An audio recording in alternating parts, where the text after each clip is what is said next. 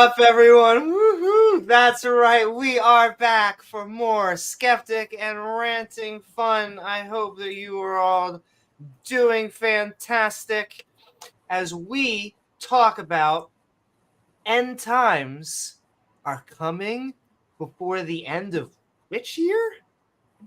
This year, 2024. This year? Somehow, I James. don't think that's going to age well. They'll just take the same video and we meant 2025. Yes, we meant 2025. And actually, we meant 2026. Oh, and actually, 2030. we meant 2032. 100 years from now. Yeah. But yes, come join us as we take a look and have a fun time as the world comes to an end, predictably, before Half-Life 3.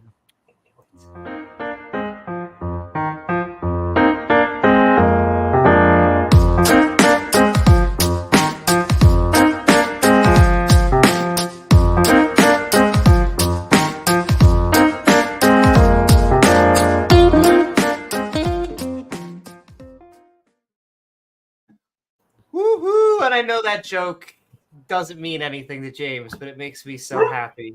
It's because, listen, Valve, the company who makes Steam, that we all know and love, how we get games. You get your settlement money check from them? They don't know how to count to 3. Yes, I did. But I just want them to go Half-Life 1, Half-Life 2, Half-Life 3. And then I'm trying to remember, my brain is going on me. They had basically a quasi-sequel, and they went, all right, well, we're going to do A, and then we're going to do B, then that's it. So, James, it's just something about 3s that Valve doesn't like. Thank you, Dale. Amy is always good on BSTL Plug. Thank you so much. And it is an honor to be on that show with Randolph, Taco, T-Chump, Ix, everybody on there. I think Mubarak joined recently. It has been a fantastic panel. I like to think that we all add our own little thing, like different types of dishes. What's up, Dave? Potluck. What's up, Spooky? Potluck of counter apologetics. Yes, indeedy. And last week, we got visited by the Orange Jello himself and a few others. JD it was Vance? a fun time. That's right. And I'm pretty sure if I could just have that natural eyeliner look, I'm jealous. I thought you were going to say the beard with spray on. The beard was spray on beard. Yes, well, that might be too. That might be true as well. Spooky. Dave Rogers. I don't want to get political, but my goodness. No, I'm not going to get political. That's right. Well, let's just keep moving forward. Oh, my goodness. It might be. What is the title of this video? By the end of this year? Coming before the end of the year. Yeah, the election. I just kid. Because let's be honest. As much as we like to think the United States is the world, and we are a big part, we are not the world, and thus, that would not be coming to an end. Apocalypse movies aren't even the end of the world. I pointed that out last time. Some of them are, but some of them are just, we're not the apex predator anymore, and we're like, it's the end of the world. Well, as far as we're concerned, I guess, yeah. Exactly. But the plants are doing well. Fungi, archaea, bacteria, basically every other. In fact, many other branches are doing better. Depend on humans to live, the parasites. Yes, cows are not doing so well. Yeah. Cows would be woo-doo. As well as pigs and all that fun stuff. Turkeys. Spring bucks. It's so hard because I'm in an annoyed position. I morally think veganism is the right position. And I won't do it. Mostly out of laziness, emotional needs, like bacon is yummy. Feel like I have to make up for my ancestors. But they're such smart animals. I look forward to the future. Bacon. They are. They can use joysticks to play video games, which is crazy. That a pig Dr. could. Chris, though, so can was that cells in a dish can learn how to play Pong? Really? That's amazing too. Well, there are. I'm trying to remember the organism. Sideshow Map. Hey, good to see you. What's up, Sideshow? Bacon.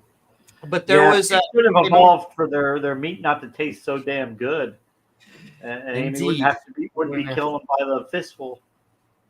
That's my version of a sacrifice. Love you though, pigs. But there is an organism. Yahweh, because that's what was that Antiochus Epiphanes did. He sacrificed a pig on the altar in Jerusalem because a pig is an unclean animal. And I will say, I do hate sacrificial logic as much as we joke about it. Like, I always find it a little strange, at least nowadays, that we would believe that killing something would be a sacrifice towards I don't know any other outcome. Like, we kill this, we get this. There's an input of death and an output of we get whatever we want. It's a very strange phenomenon.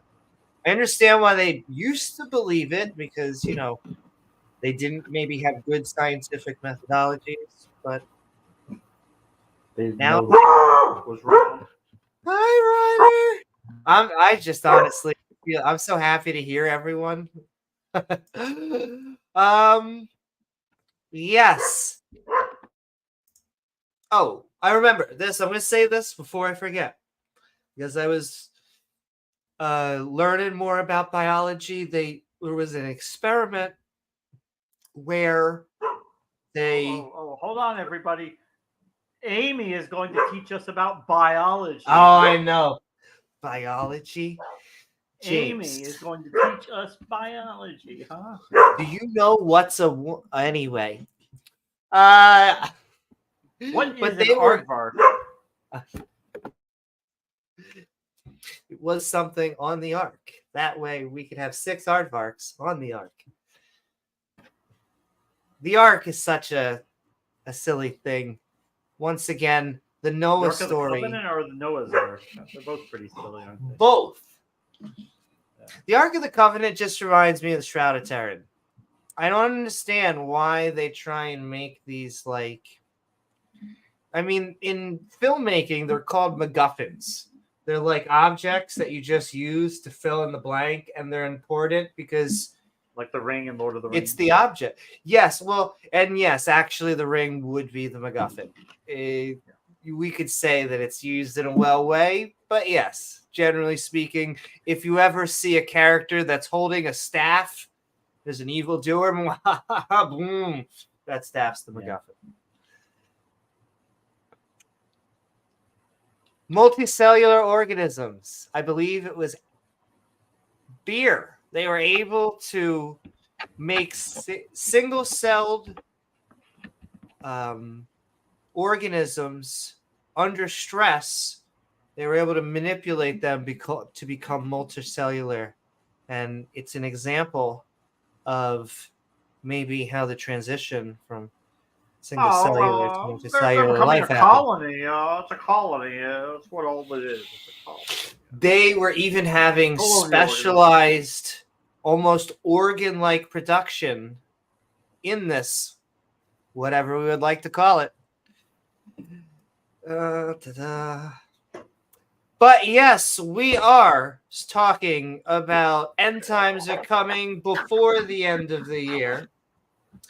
And I always love this sort of thing because, as I told James, and as we were talking about, it's just he said it's just a prediction, and of course, like this year, what kind of prediction, James? It's I normally don't like to date episodes, but it's the middle of October. World better end indeed fast. It is. But the year's like 80% over. We only have a few months to go. I know, but maybe the asteroids, they're about to hit and we just don't see them. They're cloaked. Exactly. They're cloaked. Cloaking devices from. And all right, I'm going to do my spiel. Please.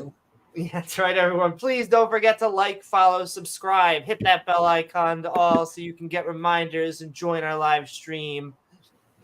I'm going to choke on air for a second. Do a dance. Thank your Starbucks barista. Do reverse offering at church. Take money out of the plate instead of putting money in the plate. It's a reverse offering. Depending on the church. That's almost a good idea. I never recommend stealing, however. Those what's it called churches? I mean, it's prosperity church. There you go. Those prosperity churches. You put in $5. Well, God's going to bless you with $500. Well, I'll just take the $500. There you go. There you go. It's like an investment. You just got to give in your seed. They even call it seeds. Was it? It is one church where it was like a year ago where they had like over $100,000 went missing from like their accounting office, and nobody could find it. And then, 15 years later, they were remodeling the bathroom, and they found a stash of money behind a wall, like in there. I guess somebody hid it for safekeeping there. Gotta just hide it away. Yeah, hide it. There you go. I can't help, but I agree, Dave. If you're talking about life, it is not life. It would be single cell to multicellular. But I always say carbon makes so much sense that that's the element that we're made of, because it's such a volatile chemical. I keep on saying, here we go. Do it. James, I can't help it. I have a spiel. It is, as John Stewart would say, it is the slut of the periodic table. It makes more chemical combinations than all other combinations behind.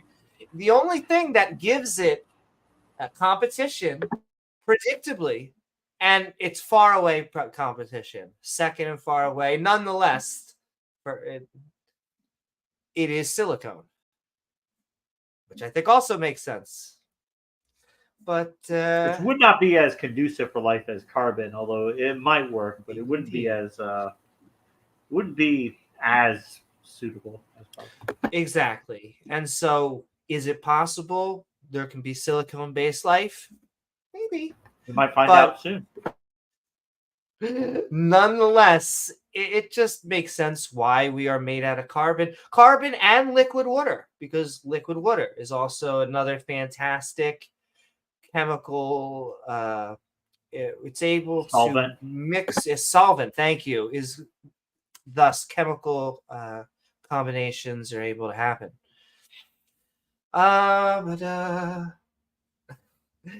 But yes, continuing forward. Thank you to all of our supporters out there. If we haven't missed anyone, what's up, Victoria? What's up, everyone? Keep saying hi. Tag us at James W. and at Amy Newman.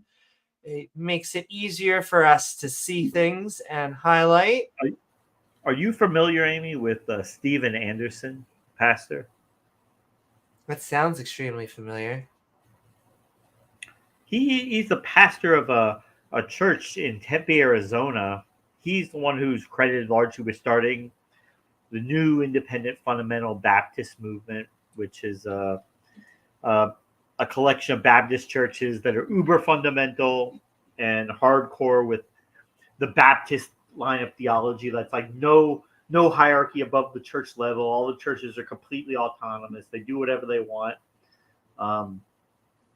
He was friends with Ken Hovind until Ken Hovind got divorced, which he doesn't approve of. So even though stay with them forever, even if they his daughter has been coming out doing his adult daughter now, I think she's 19, has been coming out talking about a lot of the horrible things that happened in that family while they were growing up. physical, emotional abuse of the kids, the mother, and then the mother and father both abusing the kids, and then the father performing domestic discipline on the mom, whacking the mom when she gets a little mouthy or needs to be put in her place, destroying things, throwing furniture at the mom when she pisses him off, like bar stools. And so like Jerry Springer, but it was real. But it was real. Fundamentalist Christian family. Just good, wholesome Christian values like beating your wife, beating your kids, And James, even if he does that, it's still your husband, right? And so, come on, you can't divorce him. You're supposed to be submissive to him, Yeah, What's 3 up, children have Davegar? come out. Yeah. And what is this? And then the mother, then that becomes like a situation where she's a victim and a perpetrator, where, she's been abused, but she's also participated in the abuse. Well, unfortunately, that sometimes creates a cycle. It's hard to break that cycle. It can be broken. Yeah. What a guy, though, Stephen Andrew. What a guy. What a man. Uber fundamentalist, super conservative, super Bible-based, maximum Bible. All your Bible are belong to Stephen Anderson. King James only, that is. Can I tell you something, James? Just to continue tangenting. We're probably going to do that a lot tonight. Yeah, we might. Can I tell you why I'm so happy that when it comes to morality, I'm kind of like still I'd use my in-between, because although I still think that my 3 big metrics are subjective, and I think that ultimately, because we are subjects, morality is going to deal with subjectivity. But I'm so tired of them claiming that they have objective morality. I don't understand. Well, I do understand, however, it's a parlor trick, how they're trying to make a subject.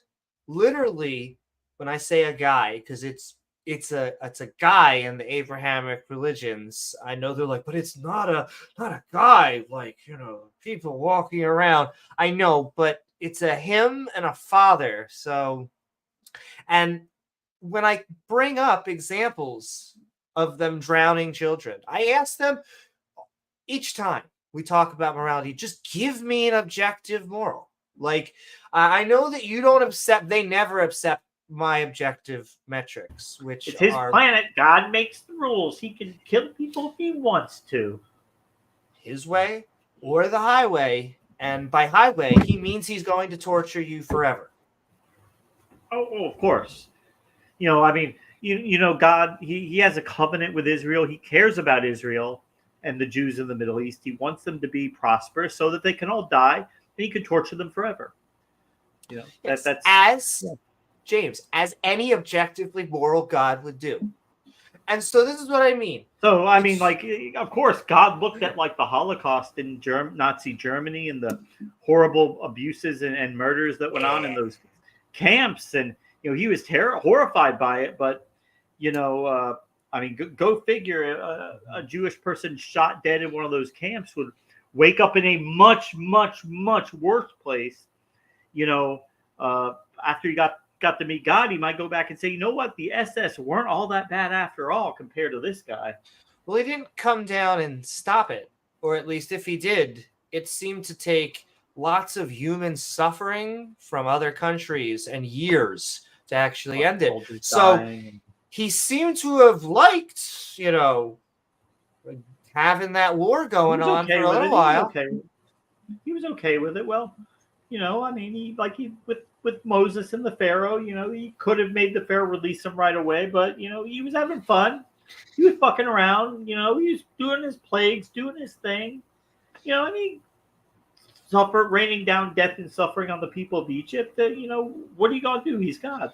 It's another thing that drives me crazy. There's numerous things that are frigged up about that story. Once again, not blaming the people who the goat herders that wrote the story. I am blaming the people that come to me saying that they believe in objective morality, and I can show them And no matter which one they give me, somehow there seems to be a story that is in direct contradiction to whatever they are trying.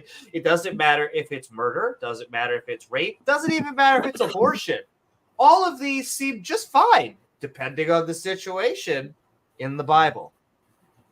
Well, what they actually mean, they don't really mean objective morality. They just mean morality by fiat.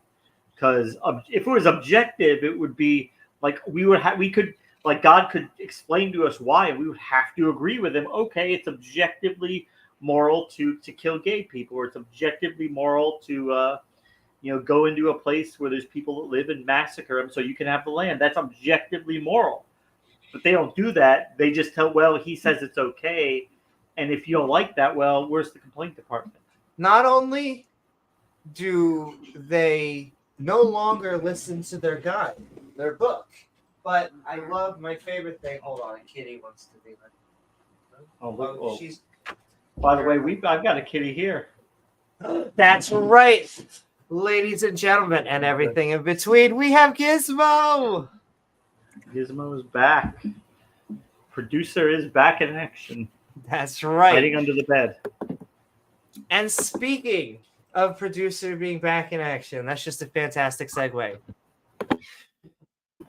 Jordan Baker. We are going to be having lots of more premieres. I'm going to try and I've worked with Gizmo to rearrange our schedule, and we are going to be releasing shorts. I want to be posting in the community section. I feel like I say this every podcast at this time, but you've also been working with Satan on like redecorating hell, like updating the curtains down there, and it's been hard. The bathrooms are kind of a little dated, And can I tell you, Gilbert has been a little bit. He's been a little bit of a sassy bitch in this whole thing. We've been arguing over, which color pink.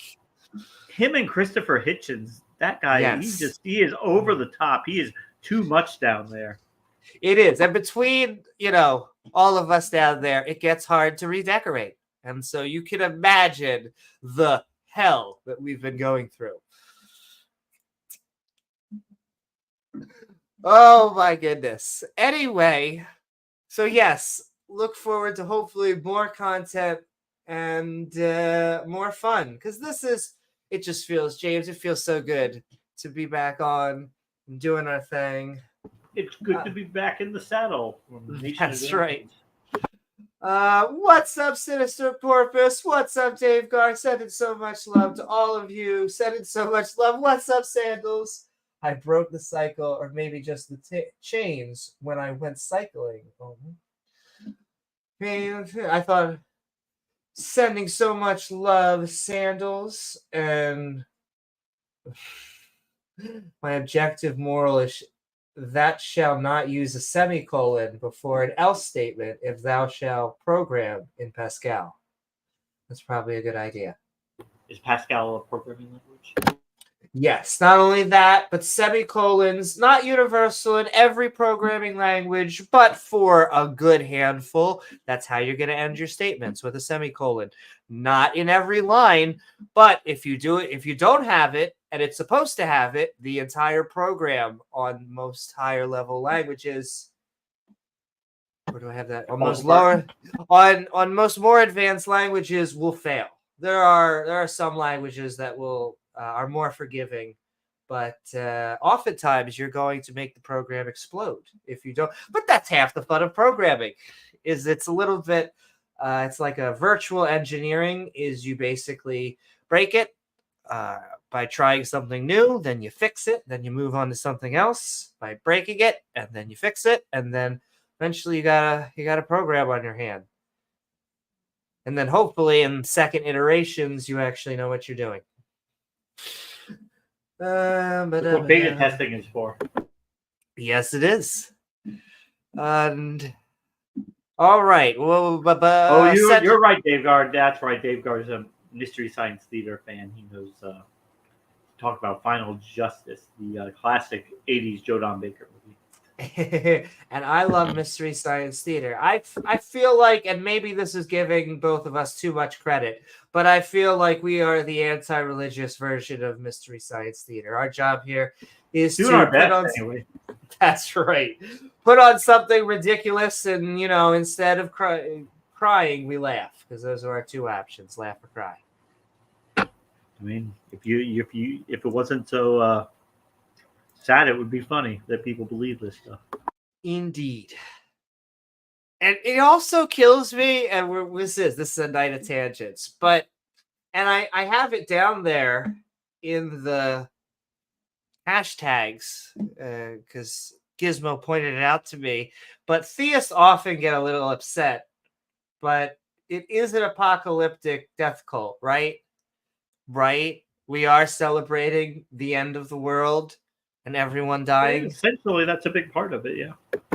Like, I know that phrase sounds very hostile, but I mean all of those words very specifically. A cult as in a leader who is giving us direct orders. Generally a tight-knit community From the grave. following the leader. From the grave! Oh my God. That is another thing that gets me. And I hate to quote Joe Rogan, I'm tangenting within a tangent, but if you want to know the difference between... it's true that Tupac has been running the rap music industry for the past 25 years, even though he's dead. Yes. He's relaying orders to people. He is somehow communicating with the music producers, and he is guiding the whole industry forward. Ooh. From the grave. Thank you, Tupac. Thank you also, the Jewish space lasers that were able to control the hurricanes.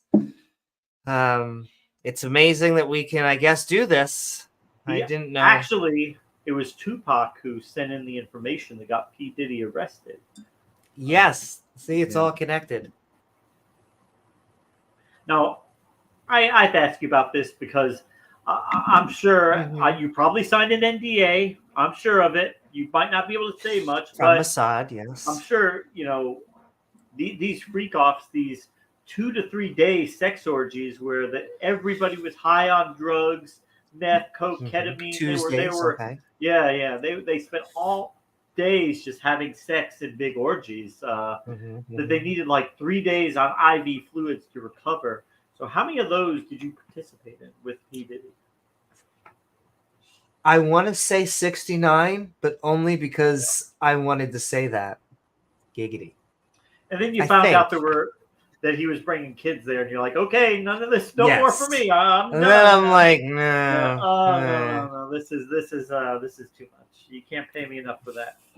I came here for the sex orgies, not you being an evil degenerate to children. Being an asshole. Yeah. Yes. Well, Khalil, hey, I wasn't invited. Oh my God, Khalil's still in jail. Assalamu alaikum. I also want to not to bring it into a sad thing, because I'm still processing this. And James, you may not even know who this is. And I can't tell if this is an April Fool's joke or not, because it's not April. But if any of you know the apostate prophet, he apparently is becoming a cultural Muslim. He's going to try and do the practices without being a theist. Why? I don't know. And if anyone thinks that I got a different message from what he's saying, please tell me.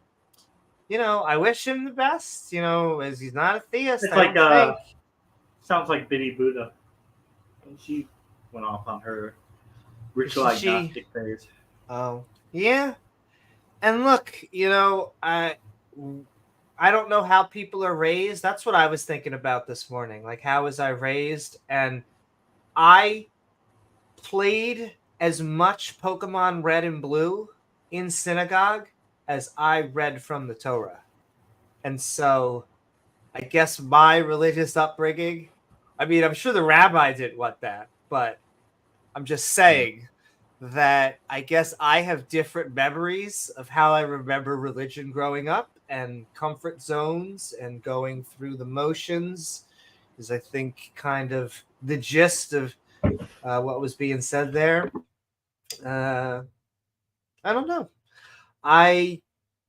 It saddens me because I worry about these because of that C word. Oh, and that'll take me back to my original tangent. You want to know the difference between a cult and a religion?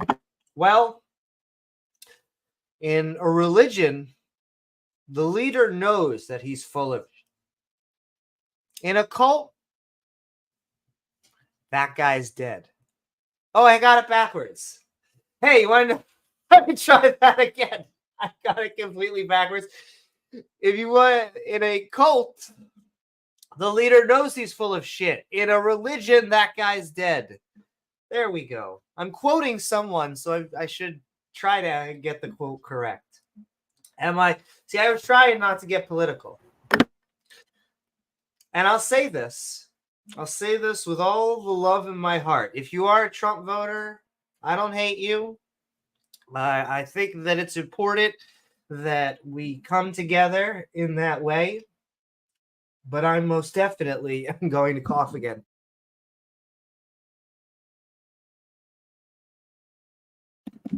Oh, that's how you keep suspense. I most definitely am not voting for Trump. And I'll tell you why. I can go into specific reasons. But the reason I vote... We don't have enough hours in the day. We don't, unfortunately. Yeah. But he's the reason that I became political. Because before that, I was very apolitical. I did not believe that change was really going to occur from any side. I was very just uninterested in the whole subject. However, what I have learned, once again, I'm quoting someone else, when you don't care about politics, oftentimes politics cares about you. And so in order to not only, I would say, protect my own freedoms, but you should be trying to protect the freedoms of your brothers and sisters and everyone in between. We are... Well, if you're not politically active, then yeah, you have no weight. It's like in the 80s when Mothers Against Drunk Driving was lobbying to raise the drinking age to 21. That was an easy thing for the politicians because, like, yeah, how many kids 18 to 21 actually get out and vote? Who cares? On the other side, you've got this legion of voting adults who will threaten to take you to the cleaners. So it was an easy move for them to make because the other side doesn't mean anything to them. Yep. And, we may look at the other side, whatever it is irrational, but if they are more motivated and focused to vote, then they're going to get their issues taken care of. And oftentimes those issues, can I tell you, James, sometimes you have to have a reaction. Sometimes something's so bad that you have to have some sort of reaction back. I'm sure I can come up with an example, but it just annoys me how so many of the issues, at least in my opinion, are about taking rights away lately. Because they always look at me and they go, oh, you just want to be a victim and you just don't think the country is fair and blah, blah, blah, blah, blah. And I've the opposite viewpoint. We fought hard. Women, minorities, and the LGBTQ. We've been doing it for quite a few years. And over the years, we've gotten better at it. And slowly, we haven't gotten everything, but we've gotten a lot of what we wanted. And it seems like the move has instead been trying to take away rights. Once again, we don't have to get into abortion, but that is what I look at when we try to remove Roe v. versus Wade. And I do believe that that's what they would target others, women, minorities, and the LGBTQ. We are just on the chopping block. And so, yes. I also think, and this will be the last thing I say, all right? I don't hate Trump because he's a Republican, and I don't hate Trump because he's conservative, because I don't think he's either of those things. He is a guy who is a lot like me a few years ago, who didn't give a shit about politics. He still doesn't. Whatever your issue is, that's his issue. You know why? Because you're in front of him, and there's a chance you may like him. And if you like him, you are in gold with this man. And he has each and every one of said issues up for sale. I go over all of the important issues to different supporters. I ask, what is it about him that you like? And I'll tell you the one that sticks out to most to me, because I think immigration is not the most important issue. It's an important issue. We should enforce the border. That's fine. But he's not a conservative. He has fought to keep the border open. And he said that it was because he wanted to run on that issue. And he did not want Democrats to have a win.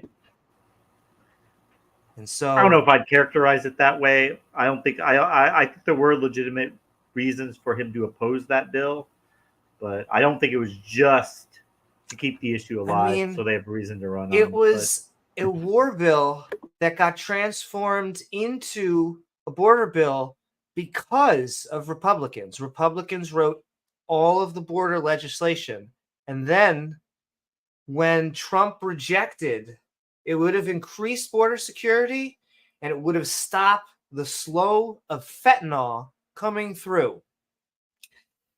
He fought to keep it open, and they agreed. All of the Republicans just dropped it. And then what happened next? Well, they signed the other half of the bill that Democrats wanted done. All of the funding to Israel and Ukraine, signed. They also wanted funding for Israel. That's another thing I don't want to, oh my goodness, get into. Endless fighting forever. Anyway, I said I wouldn't, and then I get into it. But not only that, but he hired illegals. He hired illegals for $4 an hour, building Trump Tower. He got raided by ICE. And so they had to remove illegal aliens from his property, helping build his property. In 1992, there's a video of him walking his dog, and it pooped, and he didn't pick up the poop. He just left it there in the street. Yeah. I mean, I imagine he wouldn't pick up poop. That sounds like something that he would have someone else do. Yeah. But I mean, why did he get the border wall made? Because that was his thing. A little bit of it. A little bit. I think 20%. Oh, I think it was less. I think it was maybe like 5 or 6%, if even. So then little. Why do we think that he cares about? It's not that he would give the people who dislike illegal immigrants everything. But does he actually give a shit about whether illegals are coming through? Do you think that Trump actually cares that illegal immigrants come through the border or not? Do you think he? I mean, at a fundamental level, I don't know if it's that or if it's just a political issue that he's using. I mean, politicians do that. It is a thing. You never really know where they stand, but, hey. I mean, but all the evidence points in the opposite direction.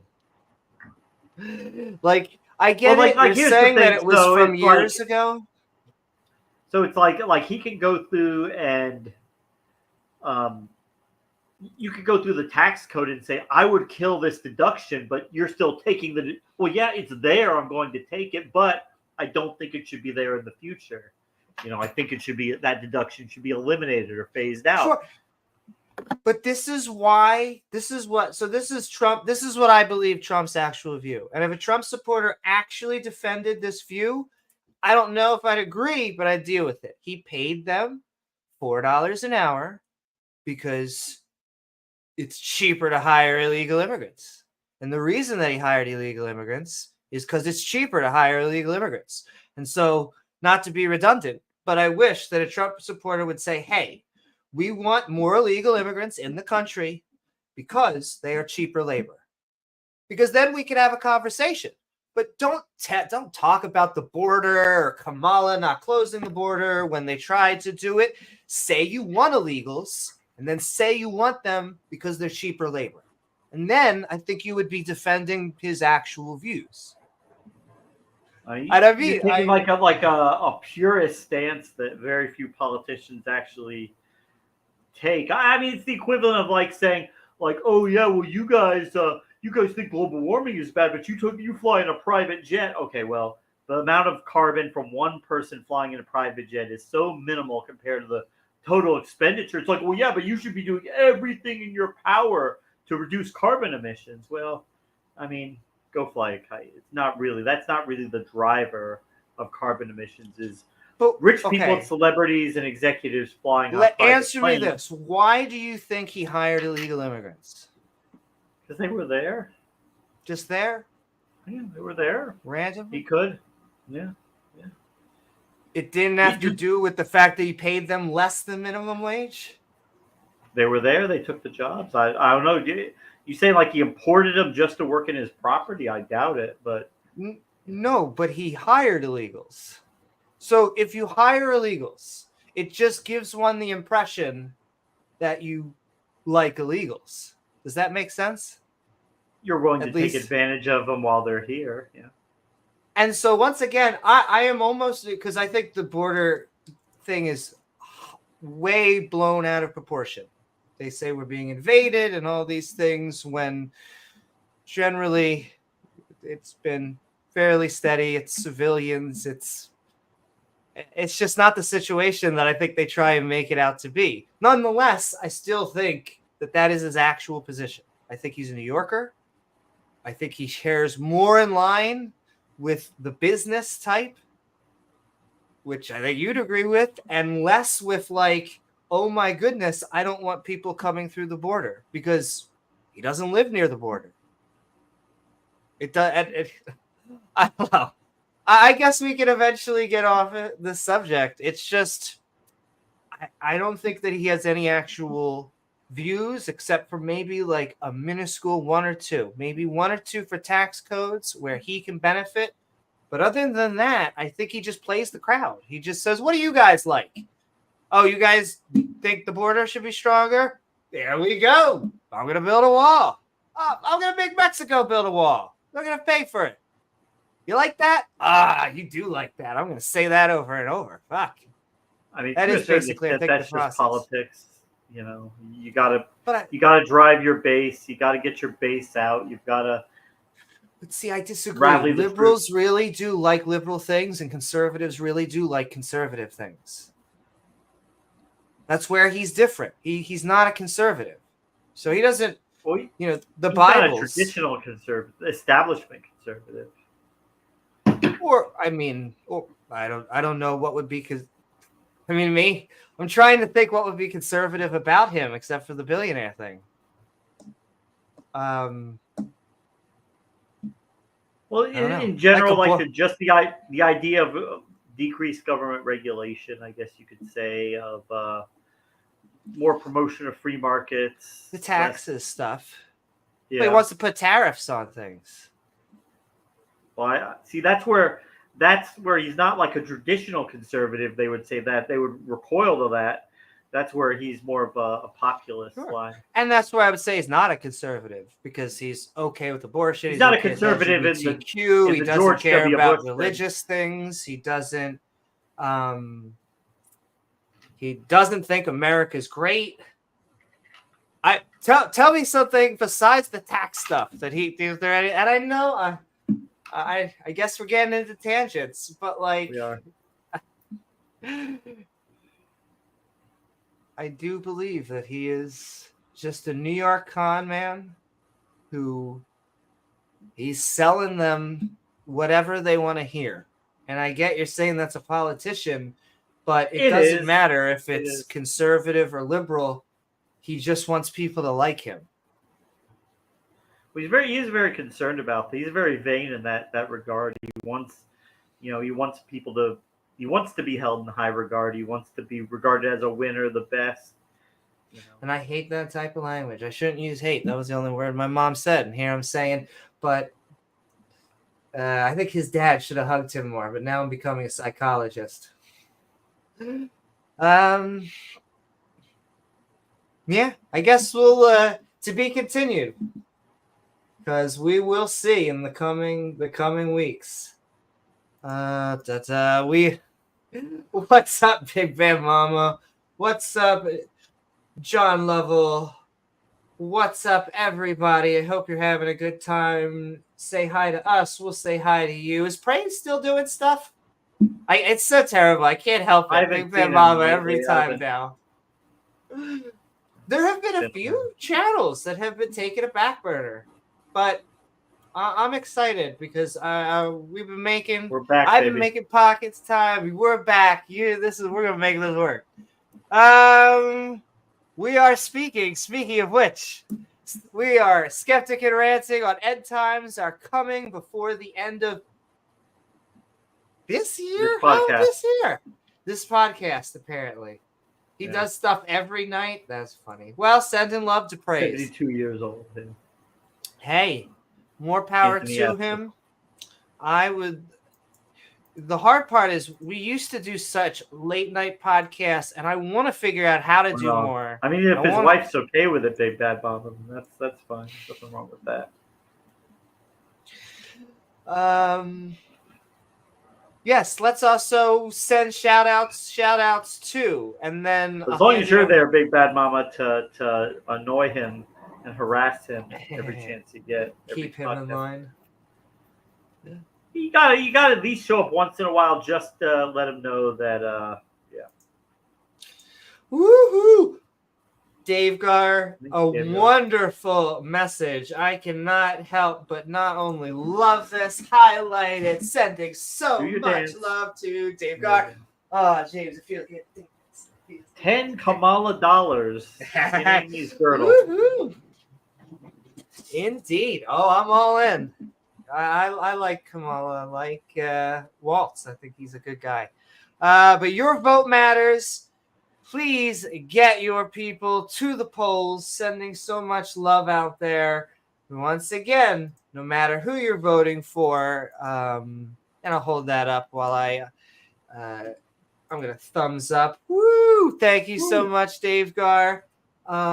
Your vote does matter, and no matter who you're voting for, please do so. It is a right.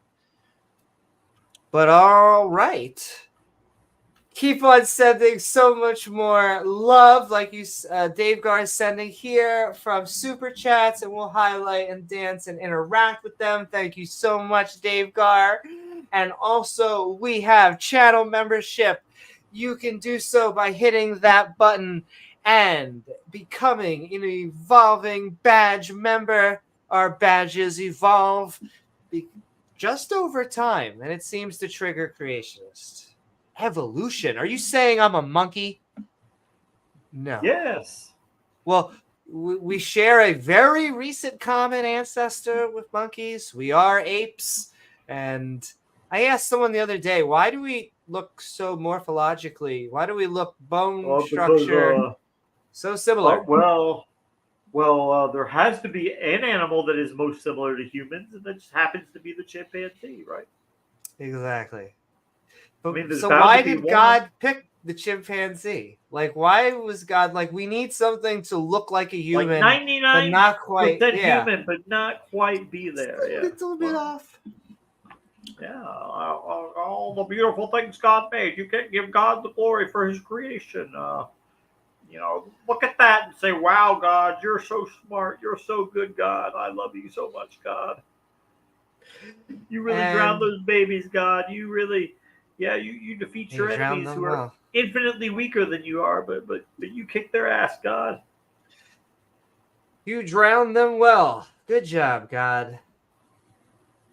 I'll do it again. Those fucking babies, I will fucking nuke their ass. Well, that's the one thing. I will go Sodom and Gomorrah on their ass. I'll nuke them. is he basically says, "I won't drown you again," which is such a weird I didn't say I wouldn't to nuke you. say. Oh, exactly. Like, he doesn't say I won't hurt you or won't kill you or nothing bad's gonna happen. He's just like, the way I did it before, it'd be boring if I did it twice. And so, like a husband takes like a baseball bat and beats up their wife with it, breaks their bones and whatever, and says, "Honey, I'm so sorry. I love you. I will never beat you again with the baseball bat. I'm saying I'm not going to beat you. I'll just pick something else to beat you with." It's just that kind of was a little, a pipe. It went too fast. I want to take my time. A big stick. The butt of a gun. I mean, I'll find something, but it won't be a ball bat. I won't do that to you ever again. Thank you, God, for not threatening us, but kind of doing so in a different way. But thank you so much, davegar. Thank you, Blaster Master. What's up, Blaster Master? What's up, y'all? And last but not least, you can go to our Patreon at patreon.com/Amy Newman. One of my goals that Gizmo has been talking to me about, I would like to get multiple people. I have someone now going to help us release shorts and clips.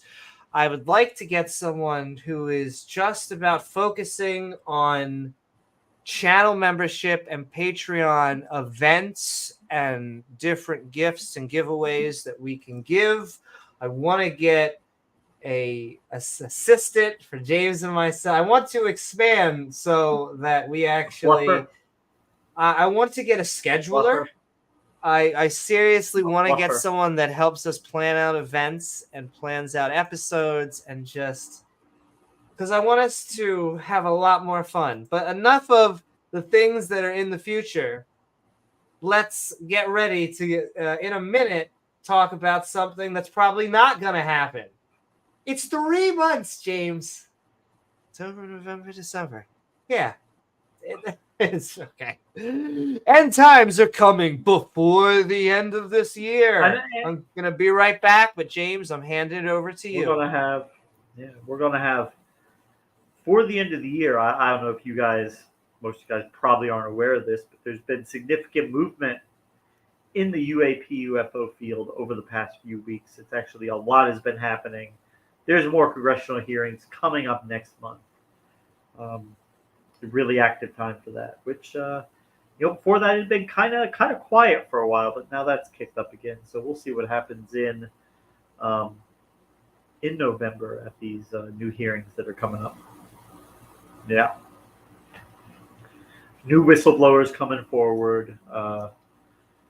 Hopefully, we'll get to see some of them testify before Congress.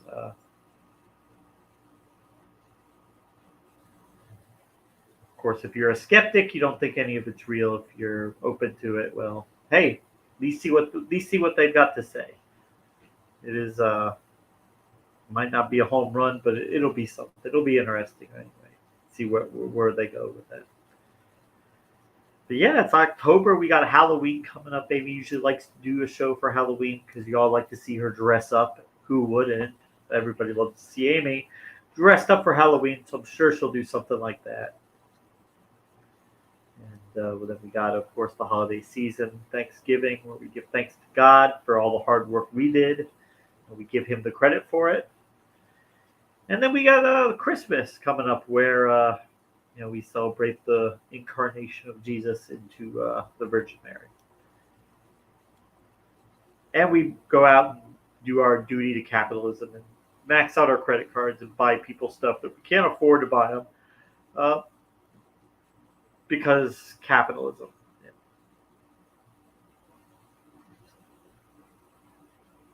Capitalism. And yeah, well, who knows? Depending on the results of this election, it could be a completely, it could be some big changes coming up soon. Big waves being made. I think, well, anytime you got a transfer of power, a new administration, that's going to happen. It's going to be a new administration, even though things would largely stay the same. status quo would remain. The other one, well, God knows, everything will be completely different. Who knows? Although I have to say, I think he learned a lot in his first term. I think he'd probably be more effective. That may be bad, depending on your politics. You might think that that's bad, but thinking he probably learned a lot his first time. If he gets back in, probably be a little bit more able to get stuff done. Which, again, that might be really horrible for you. In some ways, I think it would be. Zero ice cool.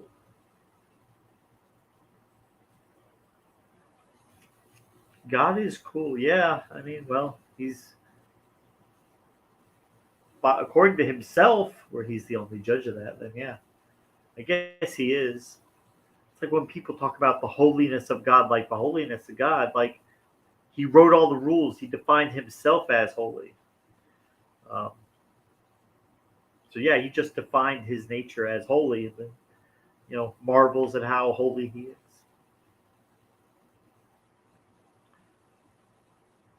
I mean, he is. I mean, he kills a few people time to time, John. I mean, y'all remember that flood, the genocide, plagues Egypt, and all that. It's okay because he's God, But if humans were to try to do something like that, that would be bad. When God does it, it's good. When humans do it, it's bad. You have to do what he says, not what he does.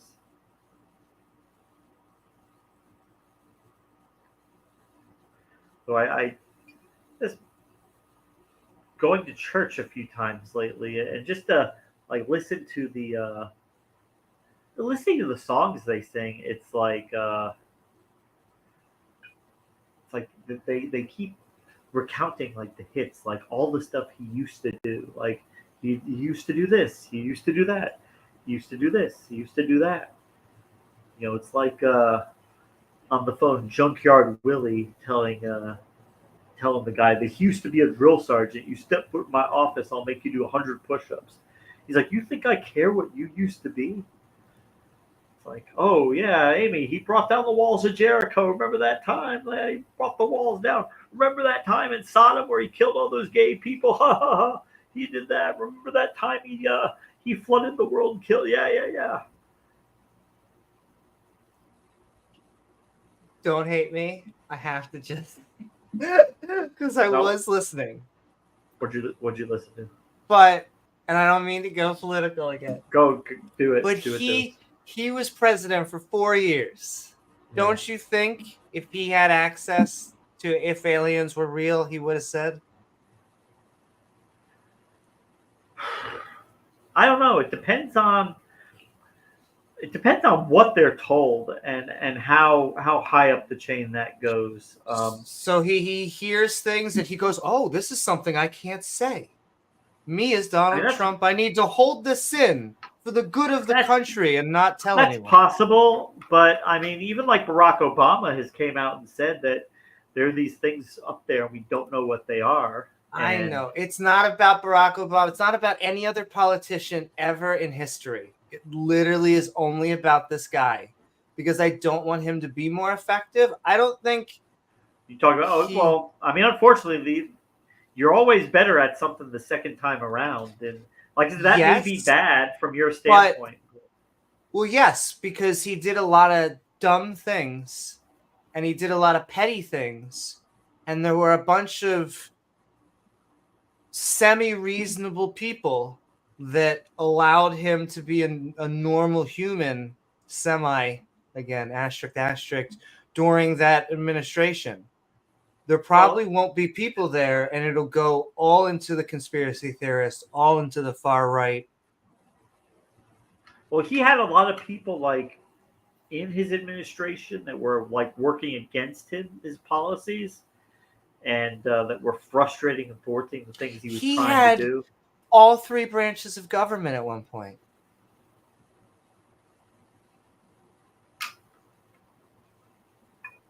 All I'm saying is he only wants very, very few specific things, and that is to enrich his family. He's the only person I know that sells things while a candidate. like the Bibles. He sells Trump Bibles, and they are made in China. You probably, because of the TV channels you probably watch, don't have it, but have you ever heard of the Trumpy Trout? I do. I've seen it. They showed it, on Jimmy Kimmel. Trumpy Trout. Trumpy Trout. That was hard to believe it. And and the gold shoes. All I'm saying is this guy is a con artist. Whatever position you support, if you think he supports it, I doubt it. I mean, it's like Trump steaks. Like you go to the supermarket, you buy regular cuts of steak, and then you put Trump's label on it, and you charge people triple for it. Well, and oftentimes his properties are not his. He puts his name on someone else's property. His name, yeah. They get to use his name for notoriety, but. And so the only true thing that I think that he's good at, and he's degenerating on this, is he was an entertainer. And that's why I think he won the primary, because just the other Republicans are boring. And so as an entertainer, he had the Reagan thing times a million. They saw him on Apprentice. They saw him on the WWE.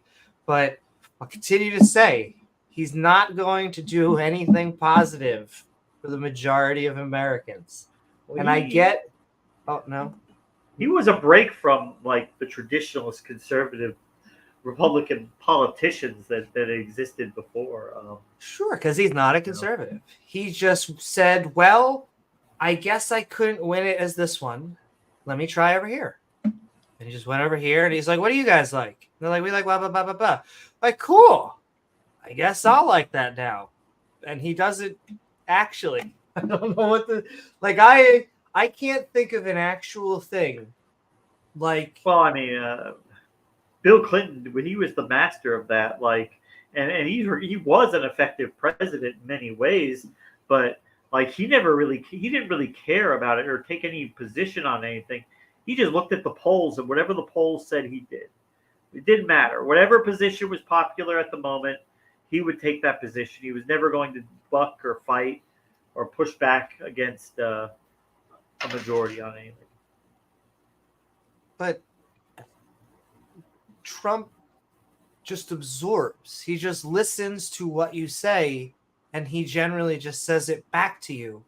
But sometimes in a product form, like the example within the wall. He doesn't really give a shit if a wall is on the southern border. I guess we're just retreading. I mean, the same ground. What his internal motivations are, I guess, are irrelevant. Whether he believes in it or not, it's what he actually does. But he fought also to circumvent it, and what I've found is his supporters make excuses for that, even though he said the quiet thing out loud. I've never seen a person say so many quiet things out loud, and then the supporters deny it, and you have to go, but he said the thing. But I don't. Another example is he doesn't probably care about gays, but he'll give all the anti-transgender things, all the anti-gay things. He'll give in to all of those people. It's a political calculus. I mean, I remember I'm thinking back to like 2011 when Barack Obama had his people out there saying, oh, well, the president's not for gay marriage. He's for civil unions. And you knew at the time, like, Barack Obama does not care. He is not going to be offended if two gay guys or two lesbian women get married. He doesn't. There's nothing in himself that is opposed to that. It's just for a political expediency. The support wasn't there yet. So he was waiting for the polls to flip. And then as soon as they flip, then, okay, yeah, now I've evolved. Now I'm for gay marriage. But this just sounds like when he first came in here, it was that he's different than every other politician.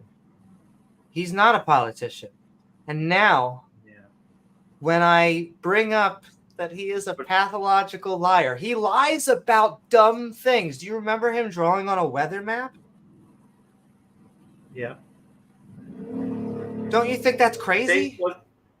Did he like, say not conservative or liberal. Like, he drew on a weather map. He was supposed to be dry erased, and he took a permanent marker on it.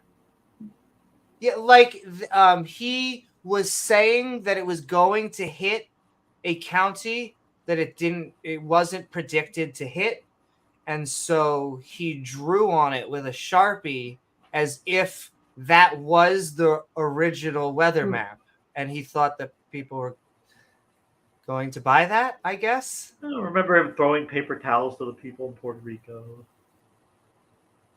But that's just what I mean. Like their shirts on a basketball. To me, it is, and someone saying it.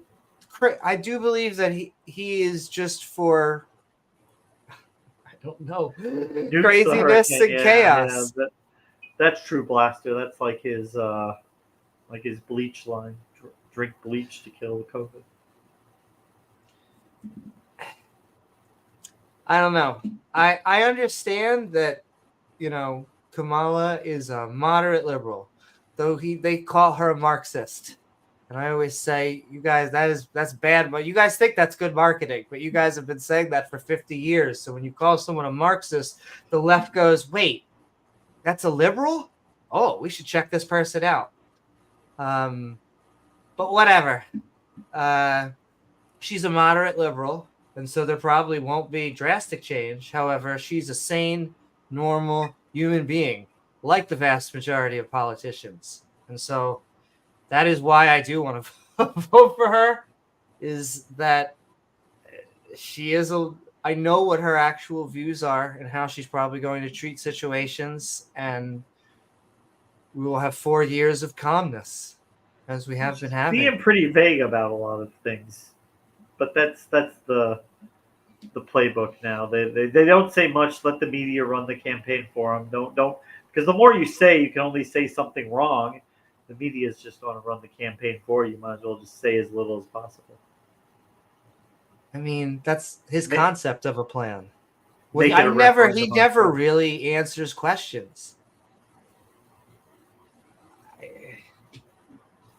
I mean, I understand, I guess, vagueness, but I know some of her policies, like pushing for the $50,000 tax credit for small businesses. I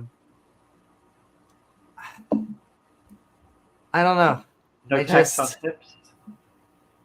Say that again. No tax on tips. No tax on tips. Yeah, and overtime. That sounds like a fantastic. I don't think they'll ever get it done, but I don't think they'll get that done. I also know that she won't attack the ACA, and Trump tried to kill it. McCabe is the only reason we still have the ACA. But you can still go to healthcare.gov and go. Yeah, but they've gutted a lot of the major provisions of it that really, it's a shell of what it was back in 2010 in a lot of ways. I haven't been on there, but I would say I'm pretty sure there's only one side that would be trying to cut healthcare in a market for people. Once again, that is a pot shot at, I guess, Republicans, but everything else I've said so far, I don't think there are Republicans that I would vote for. They'd be moderate Republicans because I would trust them with not, trying to gut every one of my rights. That's the scariest thing about Trump is I don't think he wants to gut my rights. I think he will gut my rights because the people next to him are these religious people who are saying that he has nice hair and is thin. He's not overweight. He's perfectly healthy, right? Yeah. He is. He danced for 40 minutes at a Q&A. He's ran away from 60 Minutes interview. This is my last point because we can't do it. I could do it forever, I'm insane. That's also what I want, James. I want politics to be a little bit more boring. I want it to go back to that. So I would like to go back to a little bit more calmness and not have crazy headlines every day. Let's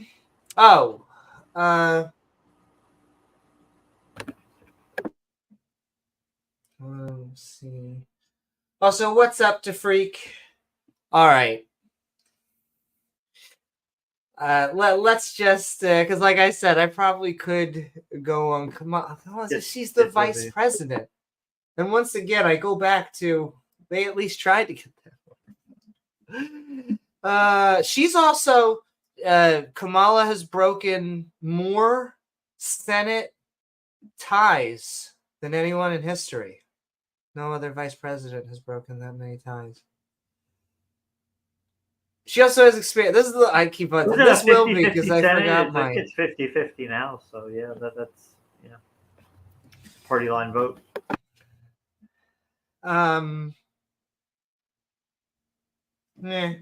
I keep on. I could go on and on, like I said, but I know that's not what you all come for.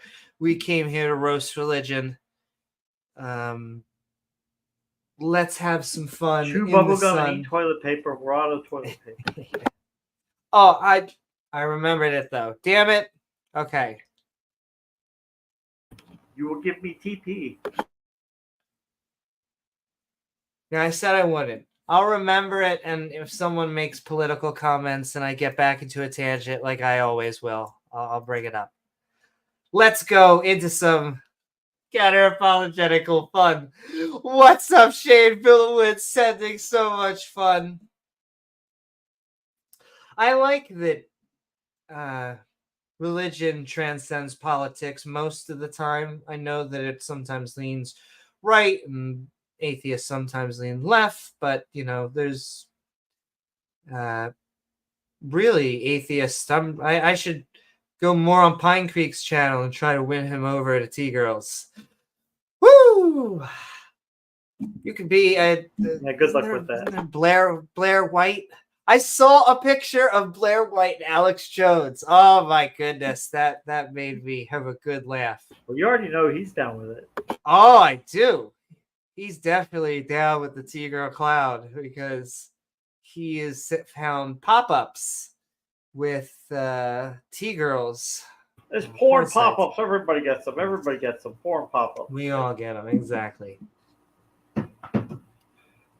All right. Batman, I get gay men popping up on my phone all the time, texting me pictures of their dicks. I don't want to see that. I tell them stop sending me those. I go on Grindr for one reason and one reason alone, and that's the preach gospel. Gospel, that's right. Teach that gospel. I will write it on my dick, and they can read it off if they want. Woo-hoo. By John 3:16 tattooed to my penis. And on that note, James Coons had Subway tattooed on his penis. I tried to get it off, but it ain't I'll coming off. With you. I did not hate on James for getting that tattoo because let me tell you, that Subway sandwich is an expensive sandwich, and if I could get a Subway sandwich for free, crazy things might happen, James. All I'm saying is that guys I like in Chicago bread. Going out at 3 or 4 in the morning for Subway. You need that sandwich. Let me tell you. Get attacked by people wearing MAGA hats. But we are going to have some fun. We are going to be watching End Times Are Coming before the end of this year. With producer Gizmo on the channel Wraptured. He's here. But let's have some fun in the sun, even though it's dark out. I'm Max Lucado coming to you. Oh, I forgot the other thing that was so funny about this. I guess I'll just let it happen. Hi, Max. I'm going to let it happen naturally, and then I'll talk about from it. Waco, Texas, the home of the Brazos River, Baylor University, and last but not least, my newest grandbaby. Oh, my. Being a grandparent is one of life's greatest joys. Max Lucado. End times are coming. All right, there we go. That happens. Is that it's not Max Lucado. It's a guy that I guess is fanboying for Max Lucado. Is Jesus wearing underwear under that robe? Oh, my. I hope not. I mean... You could probably see, does he have something hanging down there? You know, I always love this sort of stuff too because it never happens in real life. I get this is supposed to be like a once in a lifetime thing, but if miracles were this obvious, I feel like there'd be less skeptics. The end of this year, Max Lucado, the beloved pastor and author, believes that something big is about to happen. I know he's talking about him like he's dead. We could be witnessing the signs But of the end times, with everything pointing to Christ's return by the end of this year. Oh. Could it really be living in the final part of history? Available. No. Well, okay, let me take that back. Yes, it is possible. Is it going to happen? Most likely not. I mean, not at least in the next few years. To step into this role in every generation.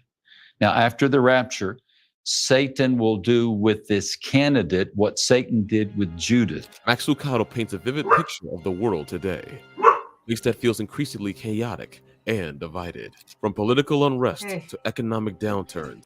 As much as I can bitch, complain, and bring up political issues, I'm sorry.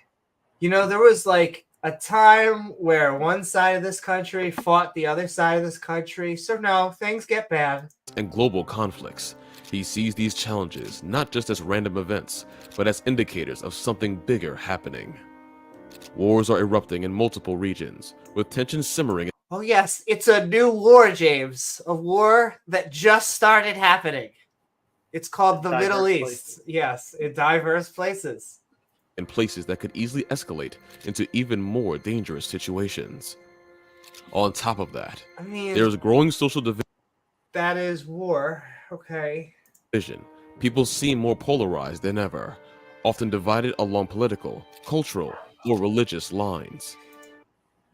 Once again, as much as I complain, no, I mean, this just seems like what humans do, unfortunately. Add in the economic struggles faced by millions around the world, and it's easy to understand why many feel anxious about the future. Delivery draws near, the labor pains increase in frequency as well as in intensity. And so Jesus was speaking of a time in which the world will see not just those signs, but see them happen faster. Lucado views these events through a biblical lens, suggesting that this growing instability may be fulfilling ancient prophecies.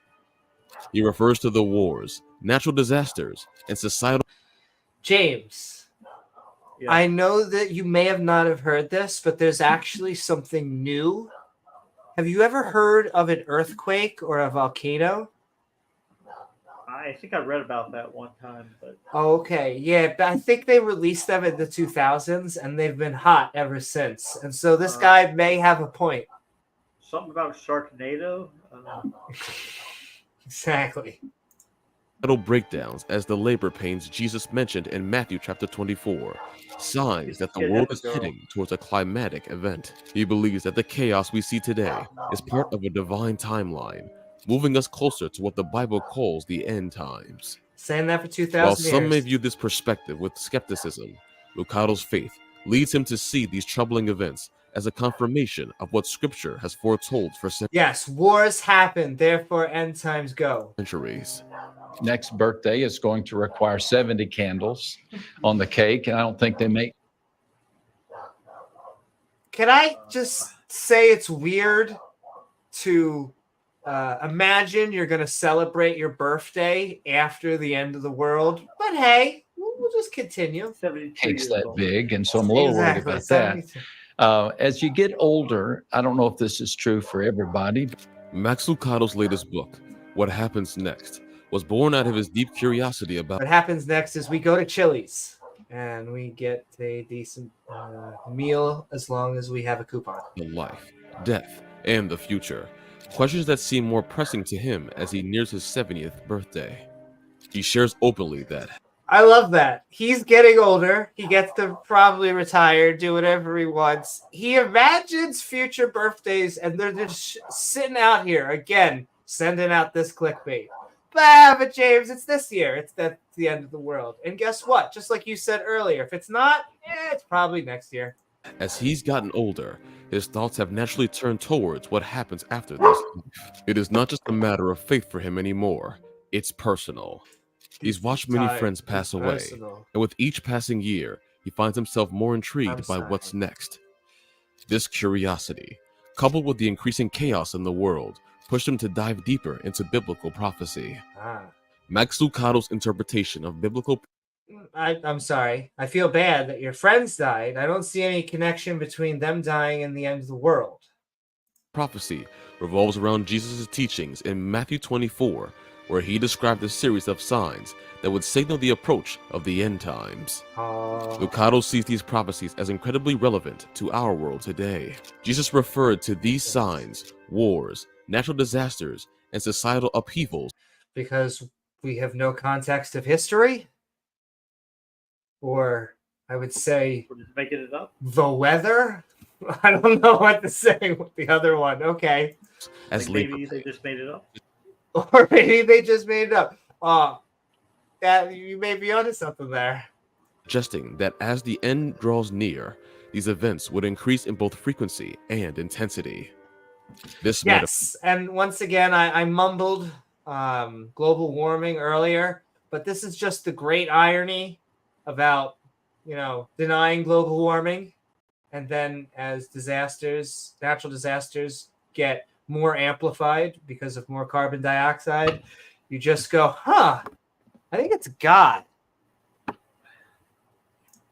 metaphor resonates with many, as it's clear that global crisis seem to be accelerating Once again. from unprecedented weather patterns to escalating conflict. No, it seems like what happens when humans take a Sharpie and create borders, and then both sides of those borders say that each side got promised that land by God. I think that's more it than the end of the world. Conflicts. Well, God Well, told us Lucado it was ours. is Well, not my just God told it coincidence. was Yeah. mine. Mm-hmm. And what kills me the most is I could stick like needles in both sides and do DNA tests, and it would come out very soon. Whatever, hey. There are clear signs that we are living in the end of the end times. The And end of every the end. day since Jesus ascended into heaven, indeed, Can I ask, and this is such a dumb thing, James, this is only something but it's the end of the world, and we're dressing casual, we got our cardigans on. It's just funny to me how 2,000 years ago they would have been wearing robes. I stand by this, that they are preaching that the end of the world is to come, and the kicker is the back half of this this video. James, do you know what the kicker is? Can you make a guess? What about the end of the world? We'll find out. day since Jesus ascended into heaven, indeed they have. I'm convinced that a page in prophetic history was turned on May 14th, 1948. This. Oh, let me The guess. events that Lucado believes marked a significant moment in biblical prophecy is the reestablishment of Israel in 1948. Oh well, Amy, you see, the Bible talks about Israel in the last days being an entity, a thing, and for the longest time it wasn't. There was no nation, so the Bible got it right. That's right. The Bible finally. My thing with this, and I've been making this joke for a while now. Jesus didn't give the Jews Israel. The United Nations did. Do you know who that, James? Do you know who that makes the Messiah? Kofi Annan, Yes. Ban Ki-moon. I mean, it doesn't make sense. And once again, none of this has anything to do with Christianity. But I just love how, once again, these religions, they tend to be backwards compatible. And so they're like, hey, let's include the Jews. Sure. Okay. To him, Bring in the this was matzah. more Bring than just in a the political event. yarmulkes. Bring in the It was a month. fulfillment of That- Okay, that's man. basically the Ben only- Shapiro, do your thing. Yes, your thing, exactly. Oh, my goodness. Brukata, Illinois. Admittedly, Shapiro. though, with my partner, I would have a threesome, an orgy with Ben Shapiro and his wife. However, he needs to figure out. I'm pretty sure he said live on air that he said that his wife was dry. Oh my goodness! I'm sorry if you're. No, he never said that. Come on. He never said that. He never said. I don't recall ever him saying that. I'm pretty okay. Anyway, That was his response maybe. to the Cardi B WAP WAP song. Maybe it was a joke. Yeah. Memes. Ancient prophecy. I Many still end haven't time ordered prophecies in the Bible, particularly those concerning the return of Christ, require Israel to exist as a nation. When Israel was reinstated, Lucado sees it as a major turning point, the moment when a new page in Why? prophetic history was turned. Also, still working on slow timetables. I get that 1948 wasn't, 100,000 or 1,000 years ago, but why does God work so slow? Like, if that was the key thing here, they've been fighting ever since, and it's actually just been a pain in the ass to the entire world. No offense to the civilians. I keep on saying that. You know whose side I'm on? And it's the easy side because, once again, it's not like I have any say in this, but I stand with the civilians, and it's the leaders, the religious leaders. And every time I point this out, they always go, "Oh, Amy, what an easy view to have." And I'm like, no, you go choose a side. That's the better one. Good luck. Believers, this event is seen as a powerful indication that the biblical timeline is unfolding right before our eyes. It is. In Max Lucado's view, the rapture isn't something to fear. It's actually an event of great hope for. There it is, James. Those were so we have Israel, and didn't you know it, James? It's not just the end of the world. Oh, it's the greatest thing ever. Better than sliced bread. Here comes everyone dying. I'm sorry. What did you just say? Everybody gonna be dead. And they make it into something that you're supposed to be rejoicing. That is the craziest thing. Not only is that crazy to me, that goes with the sacrifice of Jesus himself. They always reinterpret it into something metaphorical. They're like, don't you think that someone you should be sacrificing for others in your community and your loved ones?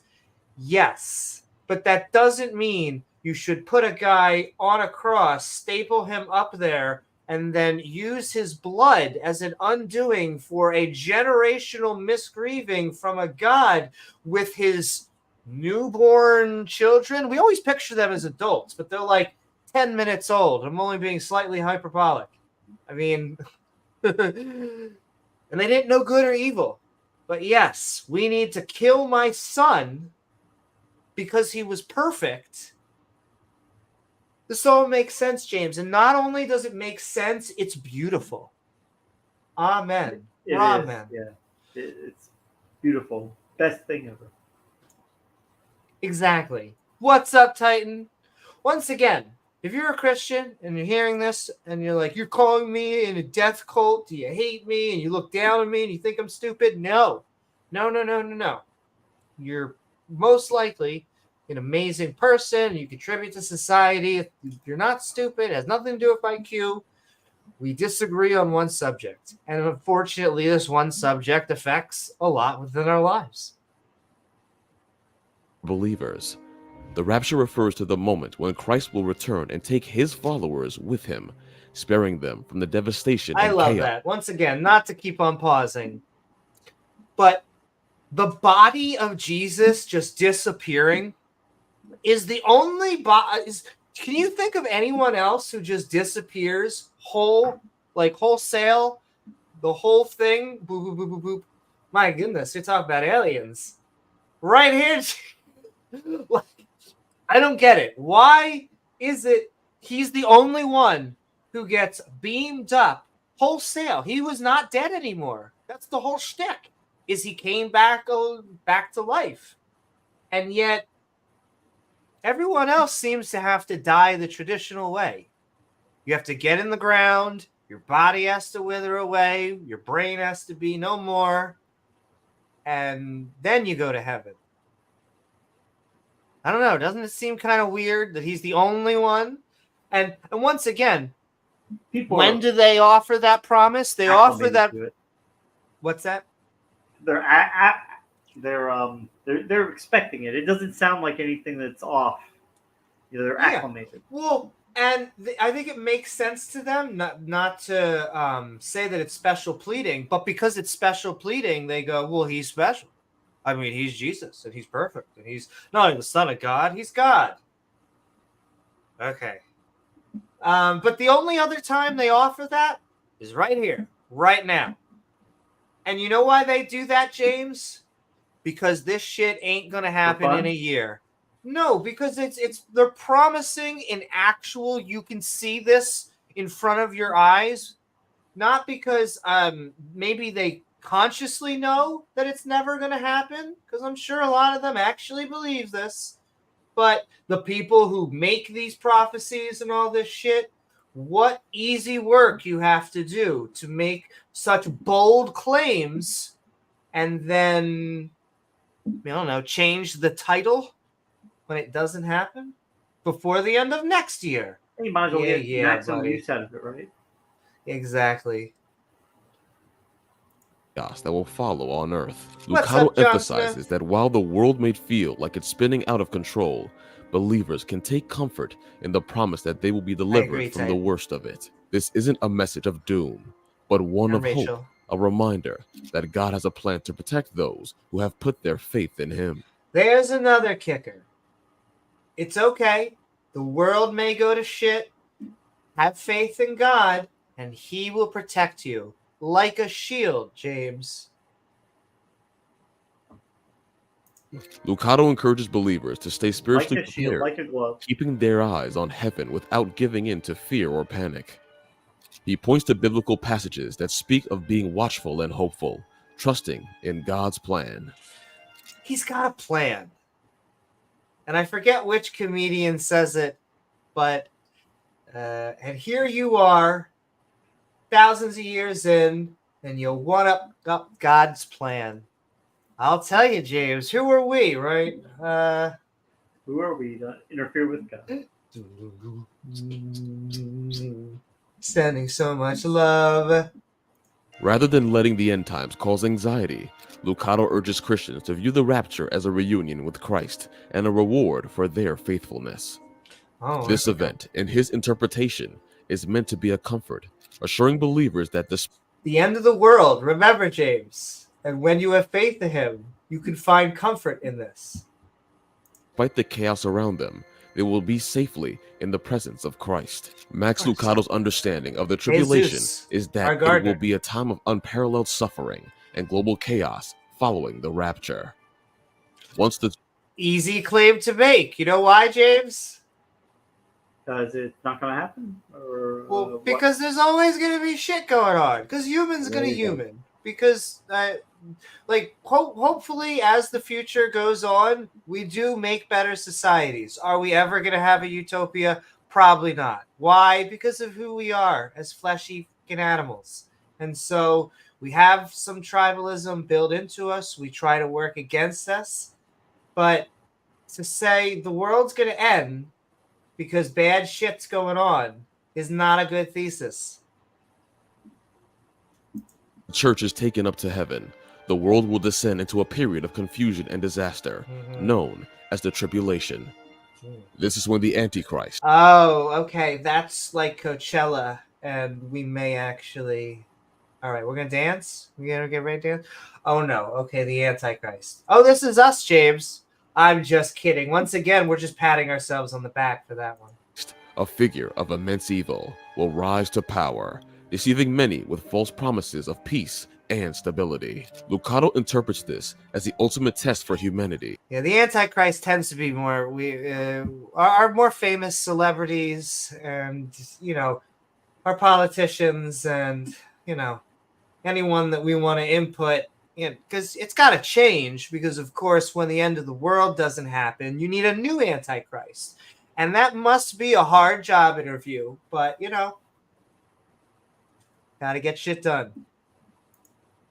Where those left behind will face unprecedented trials. He explains that the Antichrist will not just be a political leader, but someone who was empowered by Satan to mislead the masses. Okay, yeah. Once again, as someone who severely dislikes a candidate right now. No Antichrist. I'm sorry. Bad people do bad things. You do not need a magical spirit making people do bad things. In fact, I think this lets people get away with shit. Oh, they're not really bad. It's Satan. They're the Antichrist. And each year, it's a new Antichrist. Once again, not as good as a new Stephen King novel. Maybe we should stop doing that. Setting himself up as a godlike figure. Despite the signs of God's hand in these events, many will fall under the Antichrist spell, believing in his false narrative. Yet, Lucado offers reassurance for believers. He firmly believes that Christians will not endure this tribulation. Max Lucado places a strong emphasis on the control role of Israel in end-time prophecy. For him, understanding They got a hard-on for Israel. I don't know what it is, except for, I guess, excuse me, like I said, you're allowed to go to the religion behind you. They can't be like, this is what the Muslims are going to do. But if we have Jews and they have a country, the end of the world can happen, and that's a good thing.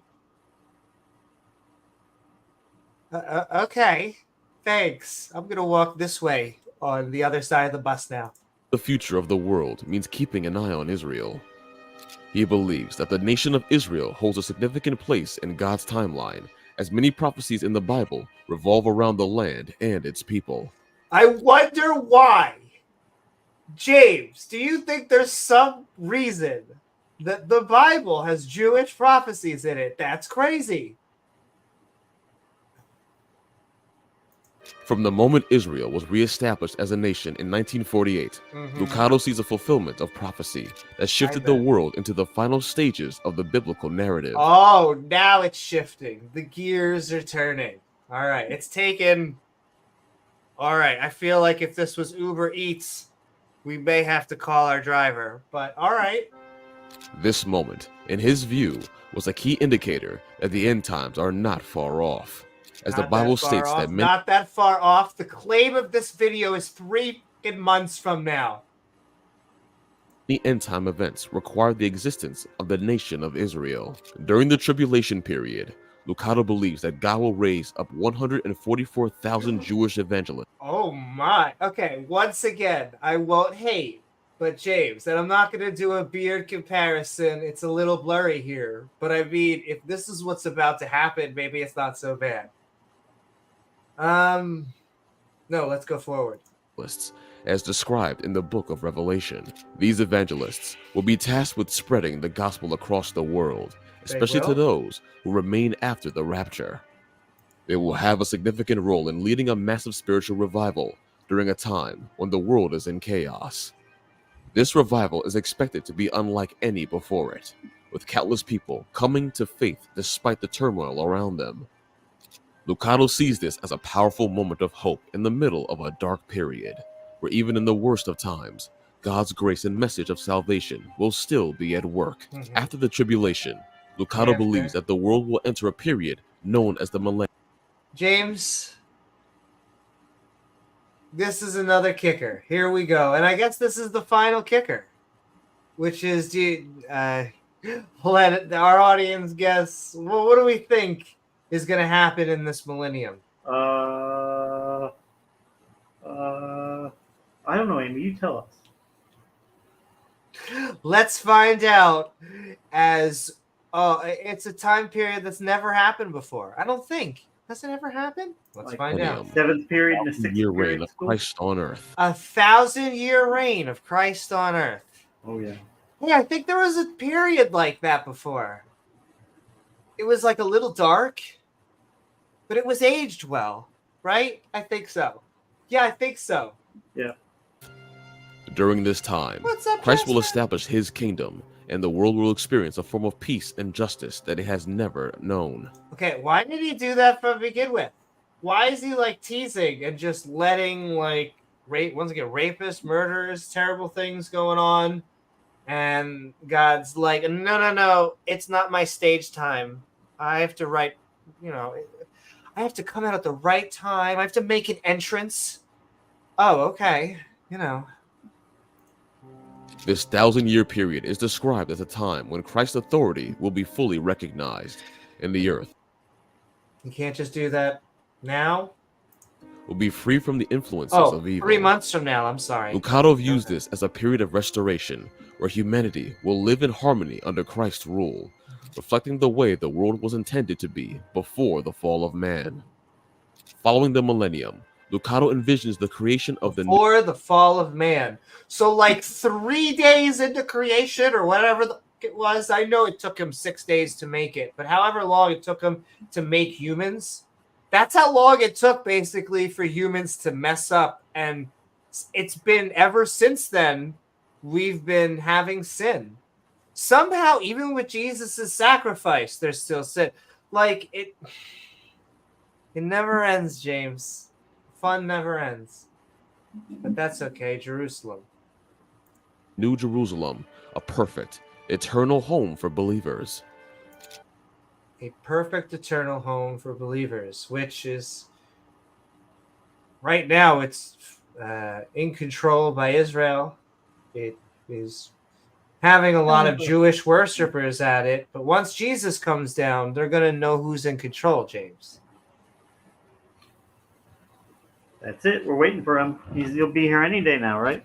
Any day now. Any day now. Any day. In the book of Revelation, Boy, this city is described as a 1,400-mile cube, a massive structure. What is From with heaven, them and cubes? Why do the Abrahamic religion like cubes? Like, I get it. Like, I have my ADD cube. Sure. But, like, beyond that, I'm not really sure what you're doing.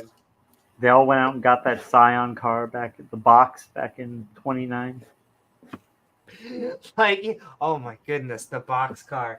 But, like, I don't get why they do this. Like, it's a meteorite in fucking Mecca. I wish one day they put, look how cool this meteorite is, like, on the front of that thing. Because it's cool. It can be cool. You know why? Because it's a meteorite. It doesn't have they any dance special... around, yeah.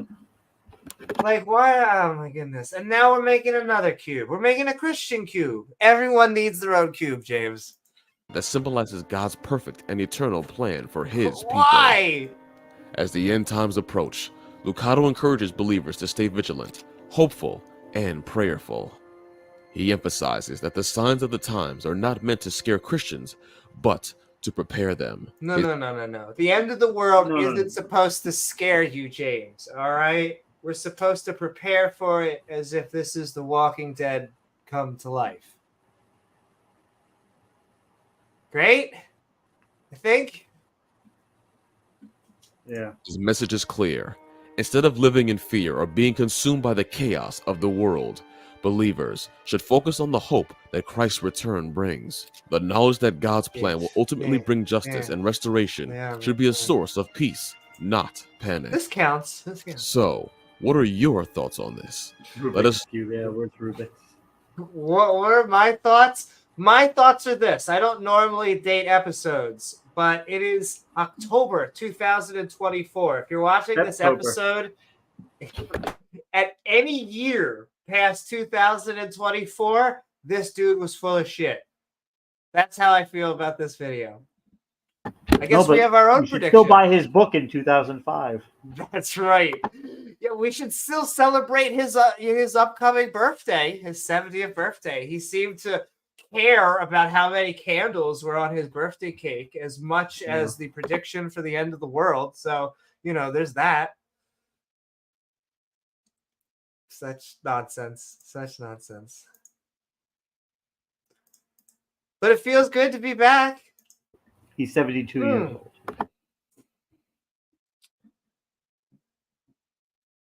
How are we not taking? How much time do you have, Elderly James? exploitation.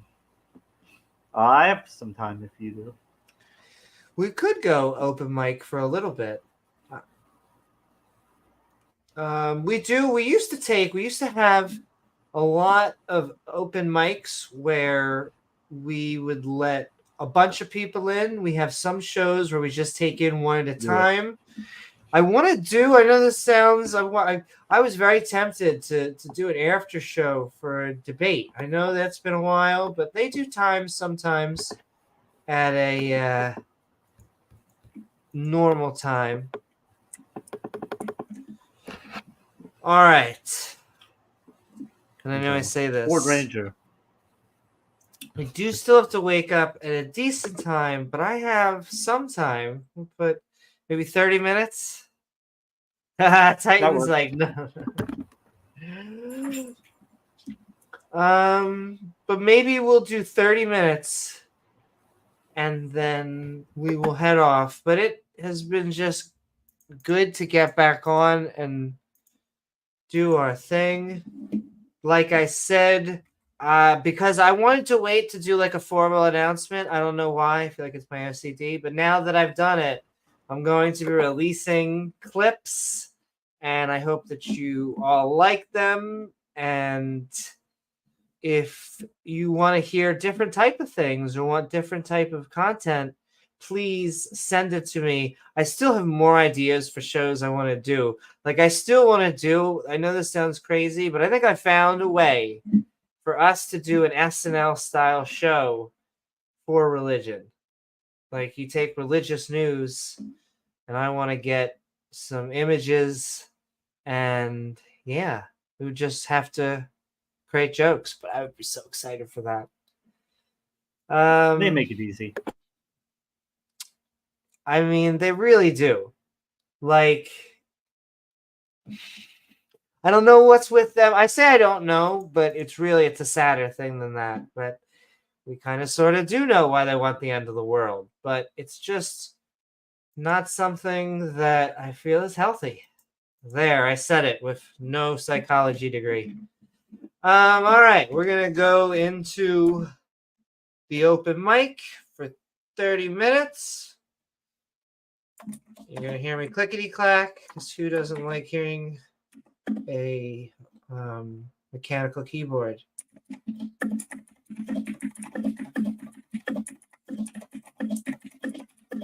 Oh, yeah, baby. I used to love it when I had acrylic nails, too, with that. I miss my acrylic nail. I need to get my nails done.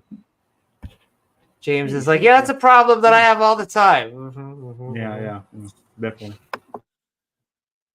But here it is. I'll post it. Right, look, with getting my anus bleached. That's next Wednesday. Thank you.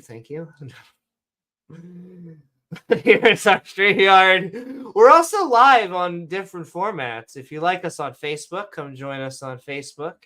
If you like us on Twitch, come join us on Twitch at Amy Newman Skeptic and Ranting Community for Facebook. And we are on Twitter at Amy Newman Tweets, which I'll continue to stay.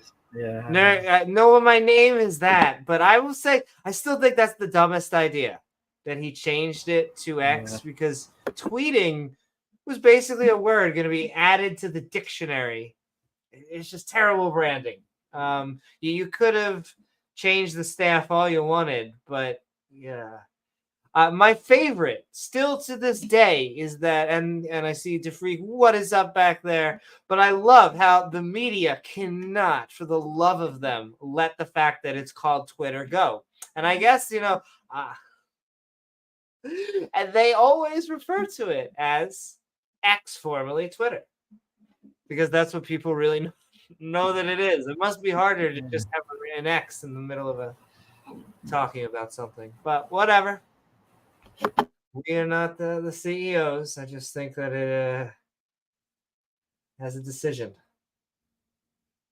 I will dead name Twitter until Mustache. Oh, that's true. He does dead. He dead names his offspring. Well, that's kind of an asshole move. Ugh. I did know that his daughter is trans. He does have a trans daughter. Elon Musk. Who is this? Elon Musk has a trans daughter who he refuses to acknowledge as a girl, as her actual gender. But I call it Twitter because that's just a better marketing decision. But I understand it's X. But you didn't change anything. Like, it's not that. I don't know. If the only thing is the change in branding, and I think it's a shitty branding decision, then it's just a shitty decision. I don't know. Oh my goodness. But he's doing well in Tesla. So you win, you lose. What can I tell you? You win some, you lose some there. Let's get to freaking here. And I'm putting the clock as we go into our open mic.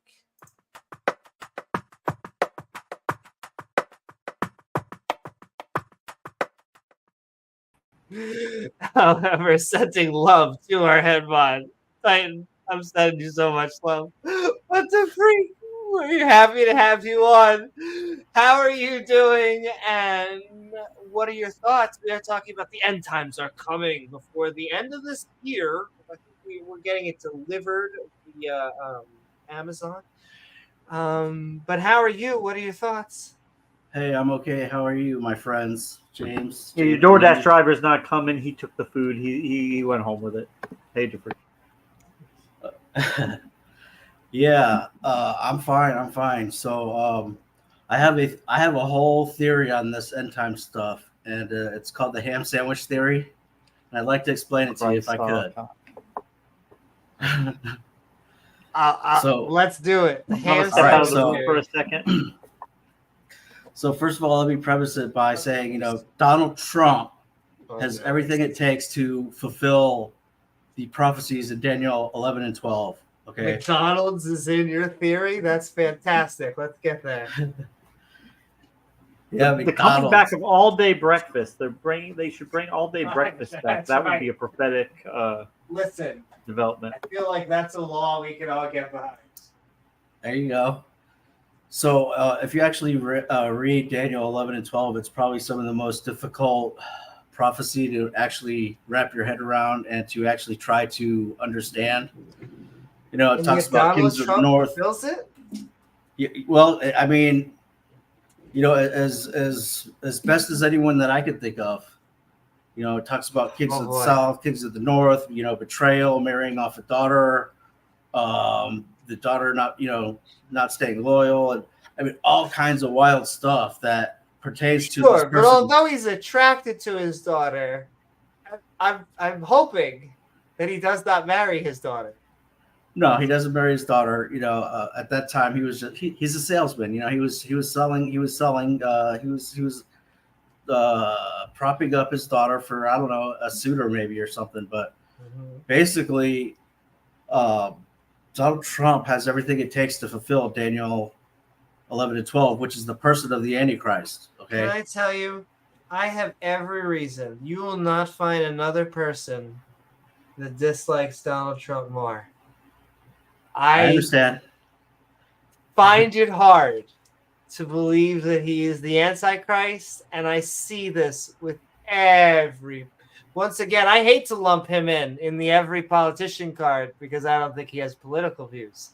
But can I ask, before we go forward, do you really believe this?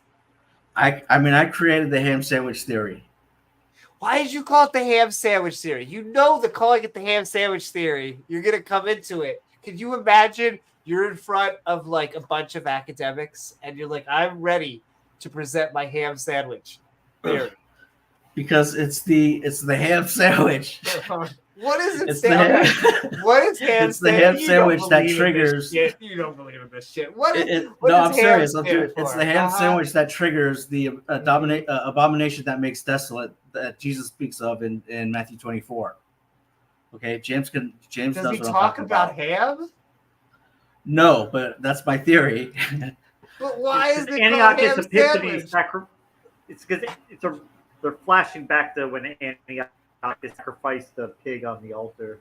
Abomination. There you go. They say the Antichrist is going to do something like that. Oh my God! Call it the altar on the pig. The fact that you are calling it the ham sandwich, like like King Charles from Britain will fly there, sacrifice a pig on it, and demand to be worshipped. Say he's the Messiah of Israel, and the Jews will fall down and worship him. See, but it's not going to be that obvious. Okay, so that's the premise. Never. Okay, He's got everything it takes to fulfill Daniel 11 and 12, which is a very complex kind of prophecy that I don't think anyone really has figured out. Okay, but Donald Trump could fit that mold, and it's talking about I the will person say, of you the say no Antichrist. one. However, you do think you're kind of onto it, right? I mean, I'm not saying I'm Max Lucado or I dreamt it or I had, I'm a prophet in this or anything. It's just a theory at this point. But it's I would call it's hypothesis, but that's neither here nor there. Keep going. yeah, it's the probability is not out of the realm of possibility. So anyhow, Donald Trump gets elected, right? He's a real estate developer, right? He built the third temple in Jerusalem. Okay, theoretically, it's a speculation. What? Yeah. So when did Donald Trump build? He can barely build half the things that he has his name on. When did he build the? He's a real estate developer. I mean, he right? He gets stuff built or whatever. Okay. Sometimes I'm sure he has built things, but a lot of the things that he builds. It's just him putting his name. He rents his name because he will tell them, I'm a celebrity. By putting my name on this tower, you will get people to come here because they know me. So you're going to pay me to put my name on the tower. But he doesn't own the property. So he's not a real estate developer. He's a salesman. He is an entertainer. Yes, he's a franchisee, He's a franchisor or whatever. What about him? Because once again, I do not think that he's a decent human being. I think he cheats on his wife. I think that he has said he's attracted to his daughter. I don't think that's the Antichrist. I don't think there is an Antichrist. So what, like you said, he fulfills everything. Was it just being attracted to the daughter? What was the other? I mean, all those things that you think that are so bad kind of would fit into an Antichrist kind of a personality, but I disagree with all of that. But basically, my premise isn't is that crazy though? But okay, but you would be like, so one of them would be he's a pathological liar. He lies about things that you don't actually need to lie about, and that's his salesman. That's his salesman part coming out, because he's excuses. You know what I mean? He sells stuff like. Yes, he sells stuff because he's a con man. He sells things that generally aren't that great, but he tries to upsell them and try to make University, them. Right? He exaggerates, he exaggerates his selling points, right? That's what. But don't you think that's bad? What's what I mean? It depends on what he's talking about. No, generally no. That's what salespeople do. I mean, we know that he's a salesman. See, I don't get this. I swear it's so nihilistic. It becomes that's just what people do. That's just what people do. I mean, you've seen these infomercials at the late at night or whatever, and they're always have you ever seen South Park? You order Park? The thing, and it's never the thing that you thought it was. South Park has the best episode. It's just an old lady watching QVC, and she sees a necklace, and it says $3,000 crossed out, and it says $500, and it's just do, and she calls. That's a great deal. Yeah, great deal, fantastic. And then she gets the necklace, and you see the delivery, and she gets the necklace, and she goes, and it gives. You watch them giving it to a child who it's like, oh my god, this is a great gift. And then they just take the gold thing to a pawn shop where it just goes $9 or whatever, $9 for it, yeah. And then they buy it, and but they said it's $3,500. Yeah, and then they melt it down and make it there. Exactly. Who's that one guy with the black beard, and he looked like he was out of a workshop, but he was selling all the time, and he ended up dying in a heart attack on an airplane? Oh no. He was like the infomercial guy there for 5 years. Billy Mays. Billy Mays. Oh yeah. Billy Mays here. Yeah. For the OxyClean. But these guys. But do you want to be the guy on QVC? Like, I get maybe you want to be the pretty lady that's standing here. The hand model. Do you really want to be the guy hawking and getting their pensions and social security checks? Like, is this a good person? I don't know, but that's who Donald Trump is. He's a salesman. I know, and that's why I don't want him to be president. Like, it has nothing to do with liberal and conservative. I hate to say it's more meta because that makes it sound more deep, but it's the opposite. It's primal. It's something like he's a bad dude. He's just a douchebag. I don't know. Sorry, but TOS. you know what? You know what? Ham sandwich theory doesn't care about your feelings. Oh no, I get that. But see, that's why I feel like I'm the best person to rebut this. Is because if anyone would think that Donald Trump was the Antichrist, we just had an hour of me basically saying metaphorically that he was, but he's not. He's a dude. He came out of a mom and a dad with a mix of with genetics, and he had children. One day he'll die like everyone else. And then but okay, I'll let me continue on the ham sandwich. I want to bite. I'm selling the ham sandwich theory. Yeah. Okay, you got to get on board now. Oh, I'm on board. So anyhow, he did move the embassy from Tel Aviv to Jerusalem, so he does have the ability to get SHIT done in Israel, right? He's a real estate developer. Okay, so in theory, he gets elected. He pulls some strings. Hold on. No. Hold on. That was a political move. Oh, I agree with you. I don't think if I asked him to point to Jerusalem on a map, he'd point to New Jersey. But he did. His admin, I agree, got Jerusalem, and then you'd have his supporters saying, no, Israel is in New Jersey. It is a part of New Jersey. It looks like New Jersey. He was right. Right all Israel along. is part of New Jersey. It's part of New Jersey. I've met a lot of Jews in New Jersey. I have relatives. It's right next to It looks like New Jersey. He's going to chop her over there tomorrow. But that's right. But the Jersey Turnpike is the road to hell. But that made the war harder because it was picking sides. The whole point of the United States not acknowledging it was because we were, in my opinion, that is the right decision. And that is to say, well, it looks like you guys are having an endless war. So when you guys figure it out, let us know. But instead, he goes, no, the Jews are going to have Jerusalem, what is happening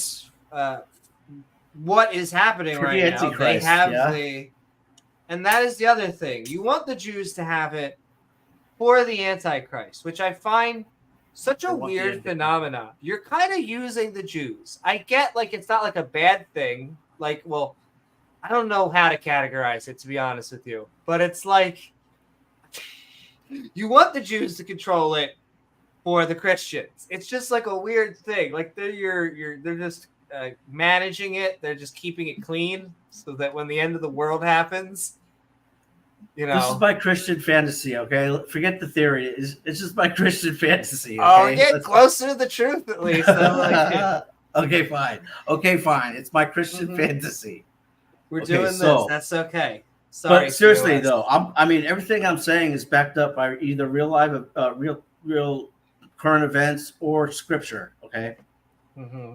Daniel 11-12. I don't know who else actually fits that mold other than Donald Trump. It talks about the king of the north, king of the south, and we're not talking about hip hop. We're talking about actual political rulers. Mm-hmm. And Joe Biden could be the king of the south. Or whatever, not TI, but south of the Mason-Dixon line, king of the South, whatever. Donald Trump's a New Yorker, or whatever was a New Yorker. So then he got that stuff done in Jerusalem, and then if he gets elected, he has the clout to at least get a deal 11? Done. Yeah. The man in linen shows Daniel the truth. The man in linen will show you the truth. It's a pretty long chapter, though. I don't know if you want to go through it and stuff, but is there any specific passage that you think he fits? Like I said, it's such a vague and difficult prophecy to actually wrap your head around that it's hard to really understand it. Actually, it's probably the most difficult prophecy in the Bible. It's so hard to understand it. You might almost be tempted to say it's just a bunch of nonsense. I was going to say not either. It's just a bunch of nonsense, or you understand it somehow. I'm not saying I understand it. I'm saying it could apply. It could apply. It could apply. You're right. Okay. It's a long chapter.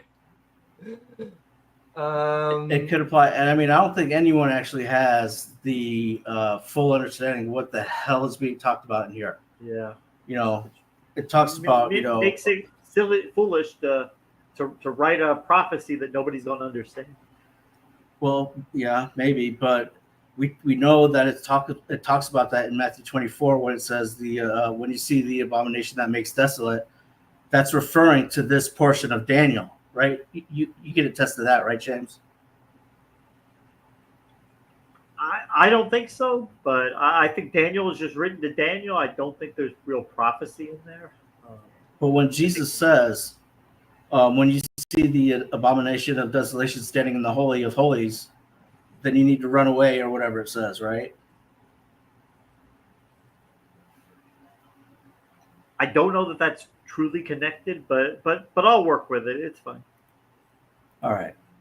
So anyhow, he gets a deal done on the Temple Mount with the nation of Jordan or whoever it is that's controlling the Temple Mount at this time. I think it's Jordan. And he redoes the temple tape up on the Temple Mount. Is this the 4 horsemen? We got chariots and horsemen. What is going on? Yeah, you got armies. No, you got, Amy. Amy, that's a modern army. Chariots and horses. Yeah, that's a modern army. Can I ask now? Does God get a decent visual effects budget for the end of the world? And then we'll get Blaster. I mean, he's definitely a drama queen if you haven't figured it out. Good to know. All right, we're gonna get Blaster Master. I will say, in this, we are just gonna get people on. We have 15 more minutes, and so if you want to come on here, now is the time to do so. And I'll finish up real quick. So he gets the temple up. They christen it. He's there in the temple christening it. He doesn't realize he's got a ham sandwich in his back pocket, right? Mm-hmm. He sits down on the altar on accident. Jews go crazy. That's the abomination that makes desolate. Boom. Antichrist. There is a real I built this place. This? Oh, I built this place. I'm the authority here. Boom. Boom. Abomination that makes desolation. And he's the Antichrist. And from that point on, we have a 3 to 9 year window period for the Christ to come home. That's it. Ham sandwich theory. So is there a prediction in this? Is this the end of the year? Is this 3 years from now? Is this?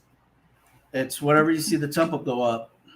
Whenever you see the temple so what if just say what if by chance Trump was able to win the election and he did not go about rebuilding the temple during his presidency? What then? Then it was an opportunity lost, and we are still waiting for that temple to get built. Yeah. Can I say why it's weird you say opportunity lost? Because he's the Antichrist. And you're like, listen, Antichrist, you could have done it a little bit better. We may have to get another one. I get it. Hard job. Try again next time. Or like, what? Is he on your side or not? No, but that is a sign that Jesus is coming back, and that's what Christians want.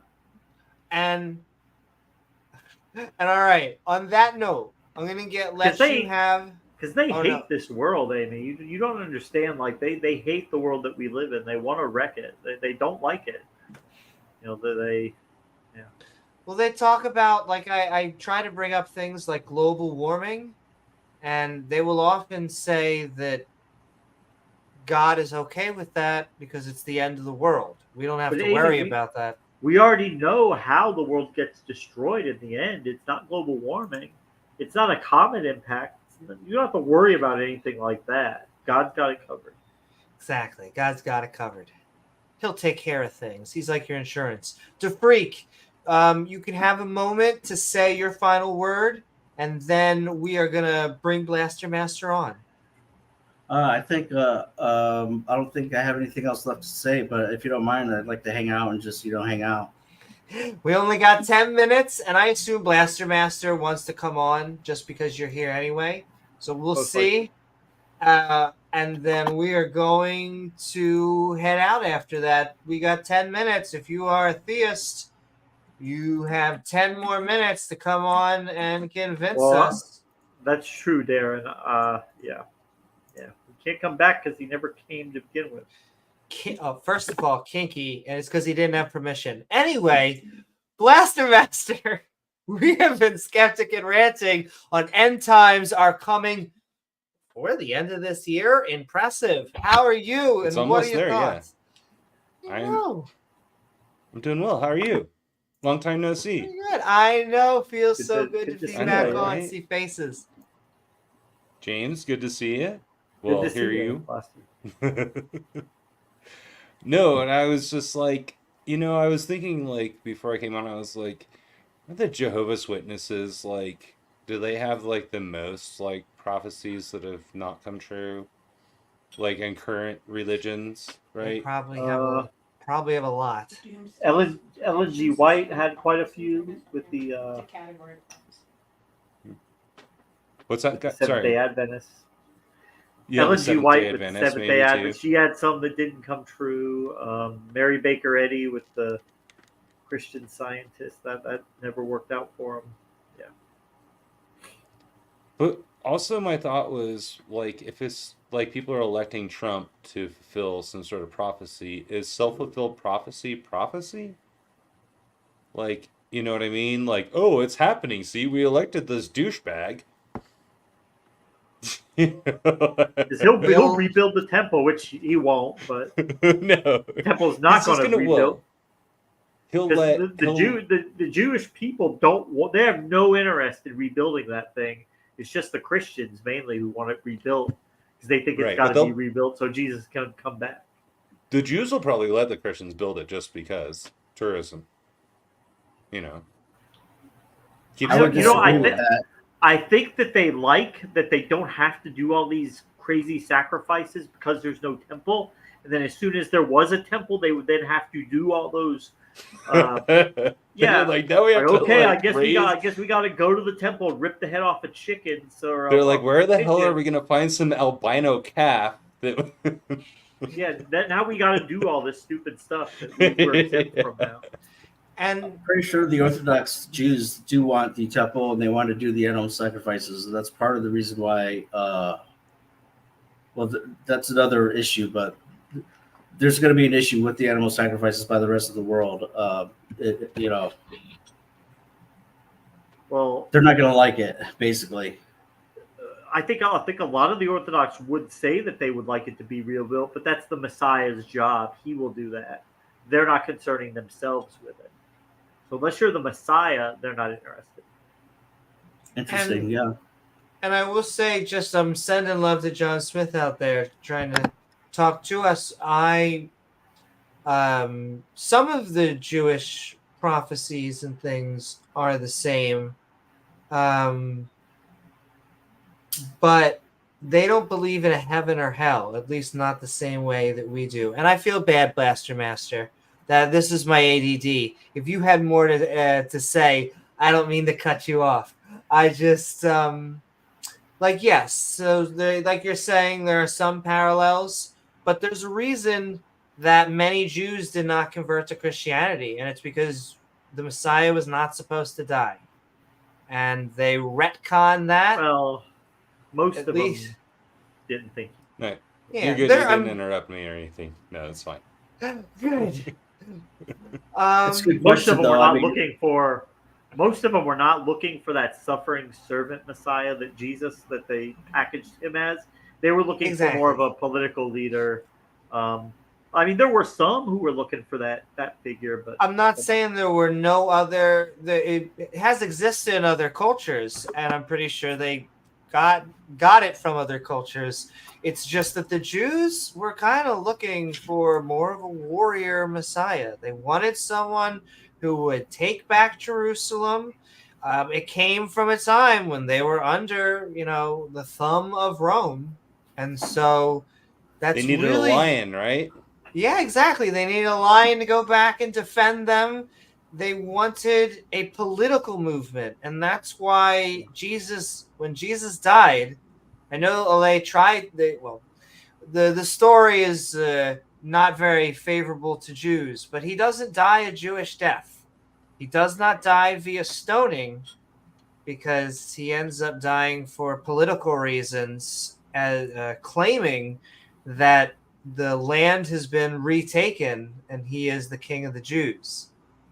And so, Jews now, they have a vested interest in him not being the Messiah because of, what was, written in Scripture in the New Testament. I think it's because he didn't fulfill any of the prophecies. That was the problem with it. Yes. Well, there are the ones that he didn't fulfill. They'll just say, "Oh well, he will fulfill those. He will fulfill those at the end of the age." Yeah. He didn't fulfill them all yet, but he will. I'll pay you next week. All right. Yeah, well, there's a ton of prophecy that he did fulfill, and the thing is, let's just take this from a Messiah point of view. If you were Jesus, would you give the kingdom to the Jews right now that were, considered a stiff-necked people according to the Bible? I'm not saying that. That's what the Bible says in Ezekiel, and give them their kingdom now in their arrogance, according to the Bible. That's not what I'm saying. Or would you kill death for all people?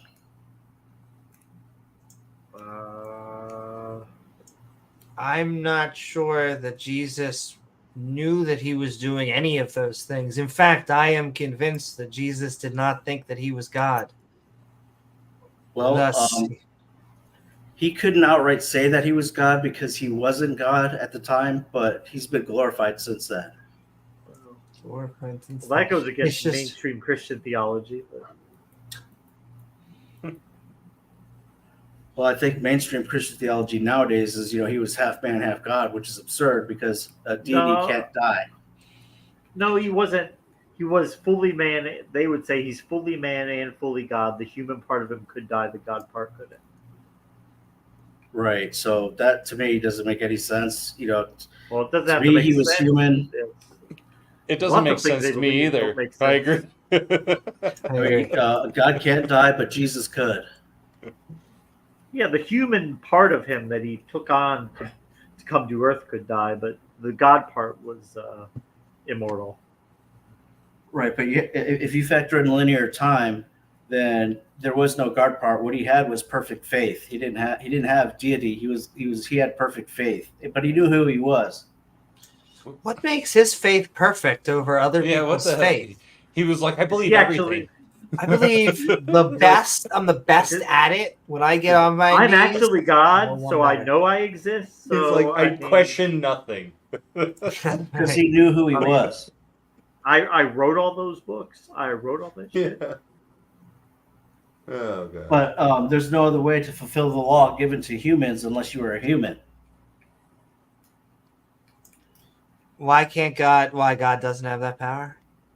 I mean, he does, but it wouldn't have atoned for the rest of us. Well, you see, Amy, he wants to be the hero, just like how he got his people into Egypt, got them enslaved, then he rescued them. He's got all of humanity trapped in this sin, but he's going to ride to the rescue and die for us so that we can spend eternity thanking him for what a gracious, merciful, wonderful God that he is. So merciful that he's not torturing us. He wants us to be thankful for that. I already said he's a drama queen. I mean, But how could you say this? I like it. He is who he is. I mean, what do you want? God's a little bit extra. Amy, do you remember MacGruber? The guy that's like, I was convinced by Pine Creek. He called me the other day on Discord. Convinced of what? Or he was convinced through Darth Dawkins. He was like an atheist, and then he became a Christian because of Darth. He became a precept. He's like, but he was talking to me the other day. He's like, I don't really believe it anymore. He's like, I'm not a Christian because I've committed like blasphemy, so he doesn't think he can go to heaven anyway. I mean, what? Just glad to have him back on the team. I know, right? I just want to know what the blasphemy is. He thinks he's blasphemed the Holy Spirit, so he's unredeemable. Yeah. Yep. Yeah.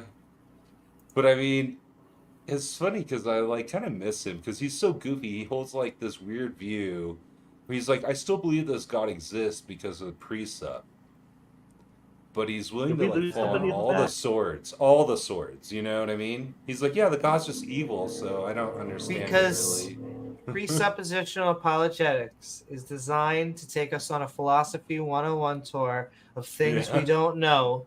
And when you don't know them, that means God exists. And We're so gonna plug God into that gap right there. Wedge it Who's in he there. talking about? what's In necessary? Korea, they call it a for the dong universe? chim, you know, and that means directly translates to asshole shot. Oh Wait my. a second. Okay. Darth, Maybe we Darth do need Dawkins to. convinced him that God Too little. convinced Even him you or said- deconvinced him. He did convince him, but now he's feeling skeptical because becoming a preceptor means being an asshole. Mm-hmm. Probably. I kid. No, you're right. No, it does. Well, That's 99% exactly of the what it time, means. I don't know why. that's what it is. Like It's there's garbage. a condescension.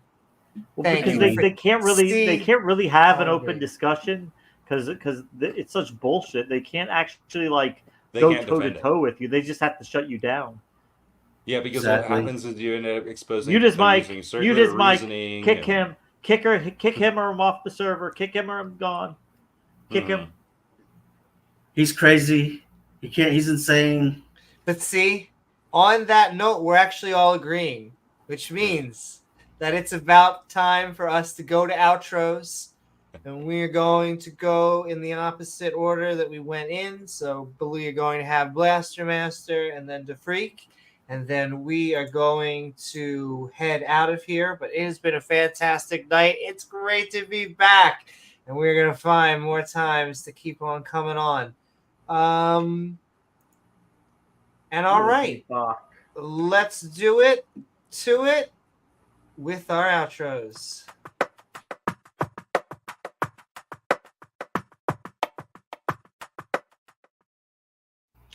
It's like the pep band drum music. You're like, and then the marching band again. That's right. Dun, dun, dun, dun, dun, dun, dun, dun, dun. When the Saints go but- marching in. Oh, when the Saints, but Blaster Master, Dude, I we played have in the been- church band, man. I played in the church Really? band. So did my wife. Oh yeah, absolutely. Saxophone. See, that was probably fun though. It was actually. That was the best part about going to church. That and like the nursery where I didn't have to listen to the sermon. Aw, and you're like, yeah, finally I can You volunteered in the nursery because hey, taking care of kids. Is, Get to skip church. Listen, you're like, I gotta listen to gibberish either way. At least this Yeah. one has a reason. At least this one's cute. Yeah, at least exactly. The toddlers This one has a are bow way on more their head. coherent. The toddlers are way more coherent. Dude, they are. They are Wow, absolutely. yeah. Yeah, dude, they are. I would learn about a lot about like people's like their parents through the little kids because I could just see how they behave. You know what I mean? You'd be like, oh, this is your kid. I get it now. You're like, okay, I understand. Mm-hmm. But Blaster Master, we have been talking along with a whole bunch of political fun because who doesn't love politics? But we have been talking end times are coming. Oh, kinky before end of I don't think they're this coming. year, in fact. And what are your final thoughts? Well, I guess if they're coming this year, it's at the right time. Max out your credit cards, blow your Yeah. savings. Yeah, do it. Do it, party up. Exactly. Get that Like, APR. this is the 1 year you got. Okay, this is it. I mean, seriously, if you did have like 6 months and you knew it, what would you do? It I would think that mostly the be Christians, ice if they actually believed that, would be acting a lot differently. Yeah. Oh, they'd be freaking the fuck out. I'm sorry, but that's as yeah, they human don't as believe human that. can be. There's the one group who was saying like the rapture's this day, that day, and then like, oh, but they've still got over $100,000 in their bank account after that time. They got it wrong. Guess they're saving for Right. something I don't think is going to be I know. real. And those prosperity churches seem to be planning and taking seed donations, even though the You end need of some- time hasn't come. I mean, we could make some cloth. Well, and Amy, ship them to people. ju- Prayer put your cloths, faith right? in God Right. and see what he'll Tabernacle. do, Amy. Put your faith in God Ah. and see what he'll do. See what try it, Amy. Just Try going to church and putting $5 in the plate and watch what God does from that. I guarantee you the next week you'll be putting in $500 into that plate. Yeah, you will, because you'll see God will give it back to you many times over. That's right. He multiplies Just like that. riches. Just like that. Except But for all the that people it faith. doesn't work for. Trust in Him. Trust in Him. Well, exactly. If it doesn't work, that just means that God's waiting for the right time to give it back. Or you didn't have you enough lack faith. That's Yeah, right. you didn't have enough faith. James and I are on the You same didn't have page enough there. faith. There you go. Yeah. Exactly. James and I are on the same page. So, usually, I it mean, seems like. you can't just pray to God like if you need recovery. Are you going to your treatments? Are you going to your counselor? Are you taking your medication? Right. You can't just do that. Pray and God will take it away from you like boom. And all right. Thank you so much, Blaster Thank Master. you for having me on. Love you guys. Lovely Glad you're seeing back. you again. you. Exactly. So good to be back and have you on. And to freak, we have been Skeptic and Ranting on End Times Are Coming before this year. Apparently, we had a ham sandwich. And what are your final thoughts? I missed it, but did Max Lucado, whatever, did he give a actual prediction date or just another book? Oh no, it's the end of this year, so the end of December. The year of 2024. 2024. If you are watching at any time past 2024, then these guys are a bunch of souls. But I don't see how that's going to happen without the temple being up and the abomination that makes desolate, or like Isaiah 17 isn't fulfilled yet. So a bunch of other ones aren't fulfilled yet. So for him to make that claim, it's maybe he's got terminal cancer or something. I don't know. I just what I hear what you're saying. Before the terminal cancer is you may be skeptical of what this guy's saying. I think so. I think my theory's better, actually. I think it's a lot better. Well, I mean, your theory does have protein, so I will give you that. But it definitely has a pig in it, which is forbidden in Jewish, everything. So. Oh, I know. I've been eating bacon ever since, unfortunately. Excellent. So maybe anyhow, you could do a makeshift altar there and perform the abomination. I will of desolation. say, if I have to make an altar in order to eat bacon, I guess, as you would say, sacrifices must be made. God damn it! Hey, even the Golden Dome of the Rock or whatever the other little mosque that's there on the Temple Mount, they don't eat ham either. So, but you eat ham, right? Definitely. All right, so no big sacrifice. We got. Reminds me of the time a couple years back where the Catholic priest got caught having sex on the church altar with the dominatrix. And oh my. Yeah. Well, I will say they had to burn the altar. They said it was such a desecration. But wait, you said this is the Catholic Church? It was a Catholic priest, yeah. And it was an adult. It was an adult woman. Oh no, I'm sorry. I believe so. It was a dominatrix. Oh, that's hilarious. Having sex That's so funny. All right. Well, I want to commend the Catholic imagine Church. reviewing You're heading in those the right security direction. tapes. It actually speaks of that. Looking at that security tape. Oh my God. But no, I really do. I want to commend them. You are heading in the right direction. We're at adults, so that, and they were probably consenting adults. So we're going to they were original, but it actually speaks about the Jews doing that in Ezekiel. They were doing that as well. So maybe they were just trying to mimic God, the Bible. Oh, and sending love, anyone who is a Catholic. I know. I'll give you points in the other direction. All right. They accept both the Big Bang and evolution. Generally Catholics speaking, are chill. and that's I don't know why, but Catholics are generally pretty chill. It's just we're a take a pot shot anytime we can at any religion we can, and then we often get but you won't do Islam, but it's like we do draw Muhammad Day and everything else here. No, it's that we love the people. The people are amazing, and we'll break bread with any one of you. We just think religions are silly, but not yours to freak, not your ham theory. That we are sold on that. Was it Blaster? It was close to where I live. Maybe in the past 6 months, where there was an incident where a Catholic priest was not giving a woman communion, and they actually got into a fight over the wafers. And the priest ended up fighting. The priest ended up fighting the woman to fight her off. Like they was fighting tooth and nail to protect those wafers, the body of Jesus. Withholding wafers. Yeah.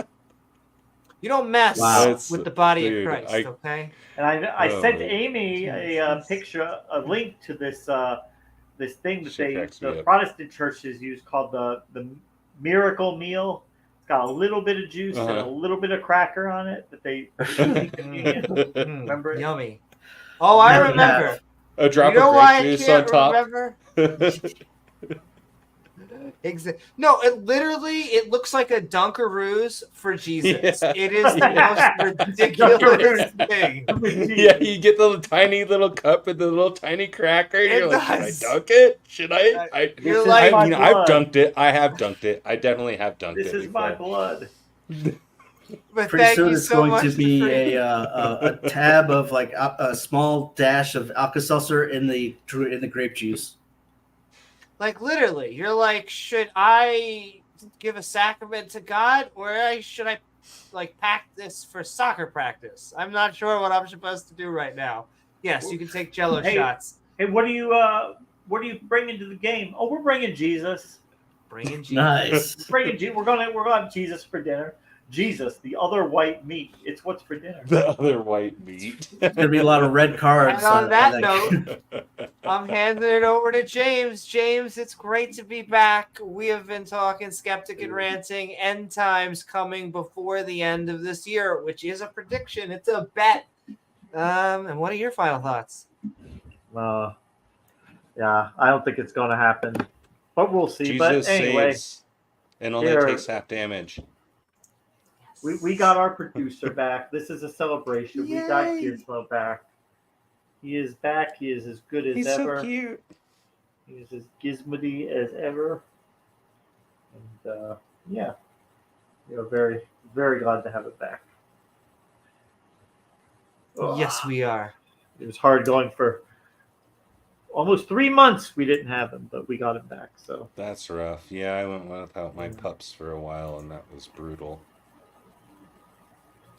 But he got taken care of. He was all right. He's back in one piece. As Gizmo, as gizzy as ever.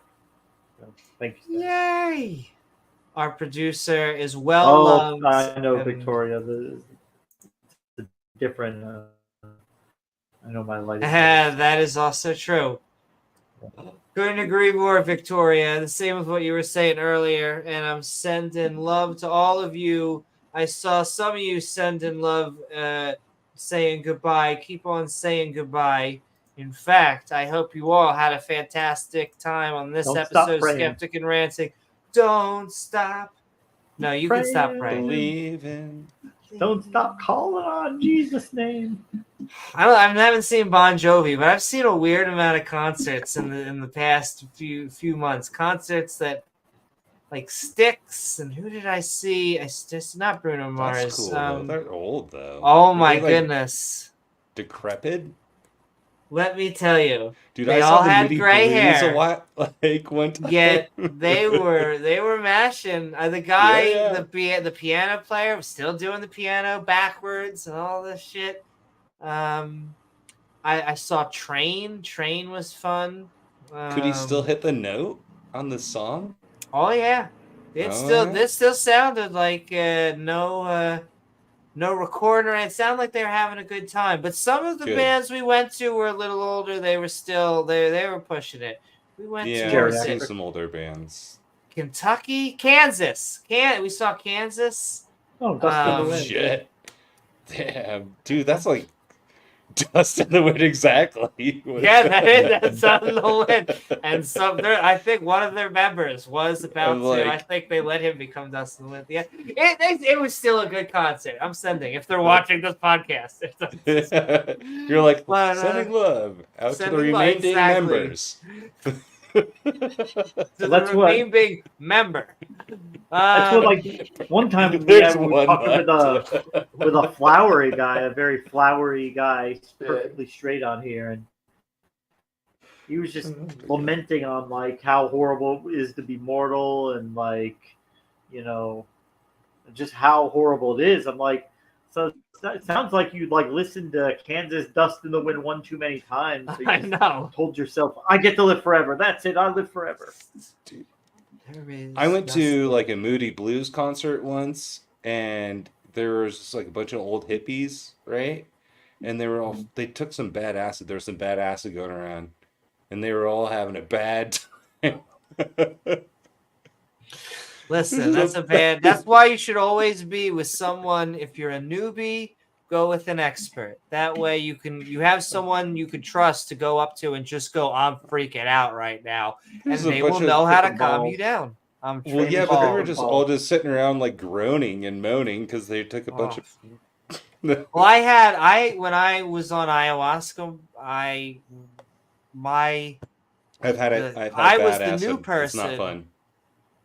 See, I'm trying to think if I've had bad trips. I've had weird trips, and then ones that were amazing, and the ones that were completely unremarkable. But when I was on bad one, I fear bad ones. I still take them, but What was I heard? In the past month, somebody was saying that they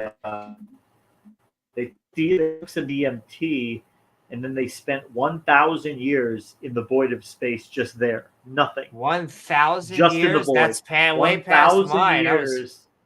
Yeah. Holy shit! In the void of space, nothing to do, no stimulation, nothing. Is that Just was 1,000 boring? years of That nothing. sounds boring.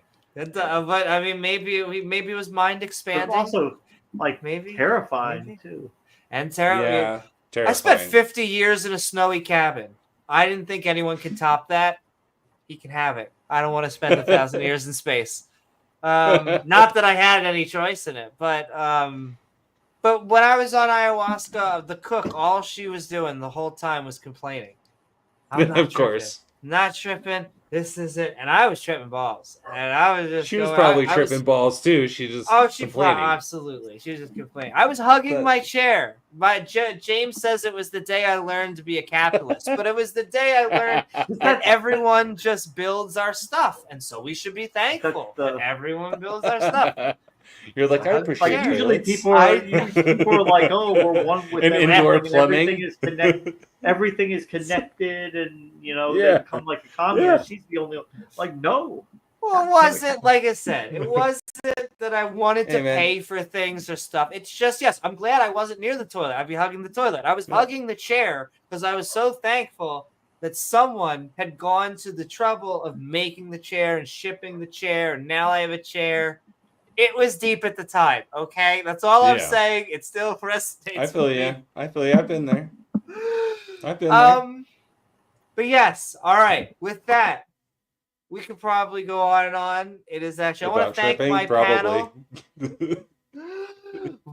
I want to thank all of you out there on this episode of Skeptic and Ranting, the end times coming to a store near you. No, coming before the end of the year. Yes, that's right. By the Wraptured channel, which I guess if you're going to talk about the end times, talk about the rapture. You'll be raptured. You'll be raptured. 50% off Rapture sale. But please don't forget, if you had a good time, to like, follow, subscribe. Please like, follow, subscribe, like, follow, subscribe. I hear it in my sleep. I said it, YouTube. Let them go. And then you get access to that bell icon that when you hit to all, gives you access to see reminders, to see our streams, or join. Come all. We'll see our premieres or join our live streams, because there's going to be premieres. I'm going to be releasing them. And yes, I do want to do. The gears are turning. Oh, Amy. Yes. Hey, did you see that Destiny and that other guy debate or whatever? Or maybe they just did a Biden-Trump debate, right? I still need to. I think so. I still need to see it. Was it good? I mean, it was pretty wild. It was pretty wild. It was definitely something worth talking about for half a day, I guess. But I was just wondering if you saw it because you've been on a modern day debate. Can I tell you what I want the most? And I know I keep on saying I want to make it political. I just want to. I think I said it before. Is that I want Mike? I know which candidate. We've already talked about that, but my candidate to win, and then I just want everyone to stop talking about politics for a little while. We can just go back to calming down. Maybe we can hate each other a little less. That's not going to happen. Anyway, I do want to thank my co-host, James W., along with our panel, Blaster Master and a Freak, but also all of the lovely people in chat, our awesome mods who make the stream so great, and lovely viewers like you who make this channel even possible. Or hey, why not leave a comment once the video's done? You can also join the Skeptic. That would be. He hasn't been on in a while. I feel bad that we associate him with being gay, but he came on and asked why gay people have a gay voice, and the subject especially was when someone does have a very nasally, high-pitched voice themselves. He has. Once again, I don't know his sexuality. However, his voice is a little but James, the subject was like, why is Jesus awesome? And he came on to talk about gays having a gay voice. Yes, he did. If you don't know who this person is, that's okay. He just let it be a sunflower. Roddy Piper. Your day, and we won't talk about who he is. Anyway, and you can join the Skeptic and Ranting Discord server, the link of which is the description below. Lastly, there are many awesome ways you can support the content. Just being a subscriber and a viewer is amazing, and we thank you for that. But if you want to even support more, we have super chats. We have super thanks, which means you're watching it on the upload and you're giving us some support. Thank you so much. We also have channel membership. You can join by hitting that button down below and getting our evolving badge system. Why does evolution trigger them? The world may never know. It's because it contradicts their religion sometimes, because sometimes they can make it fit.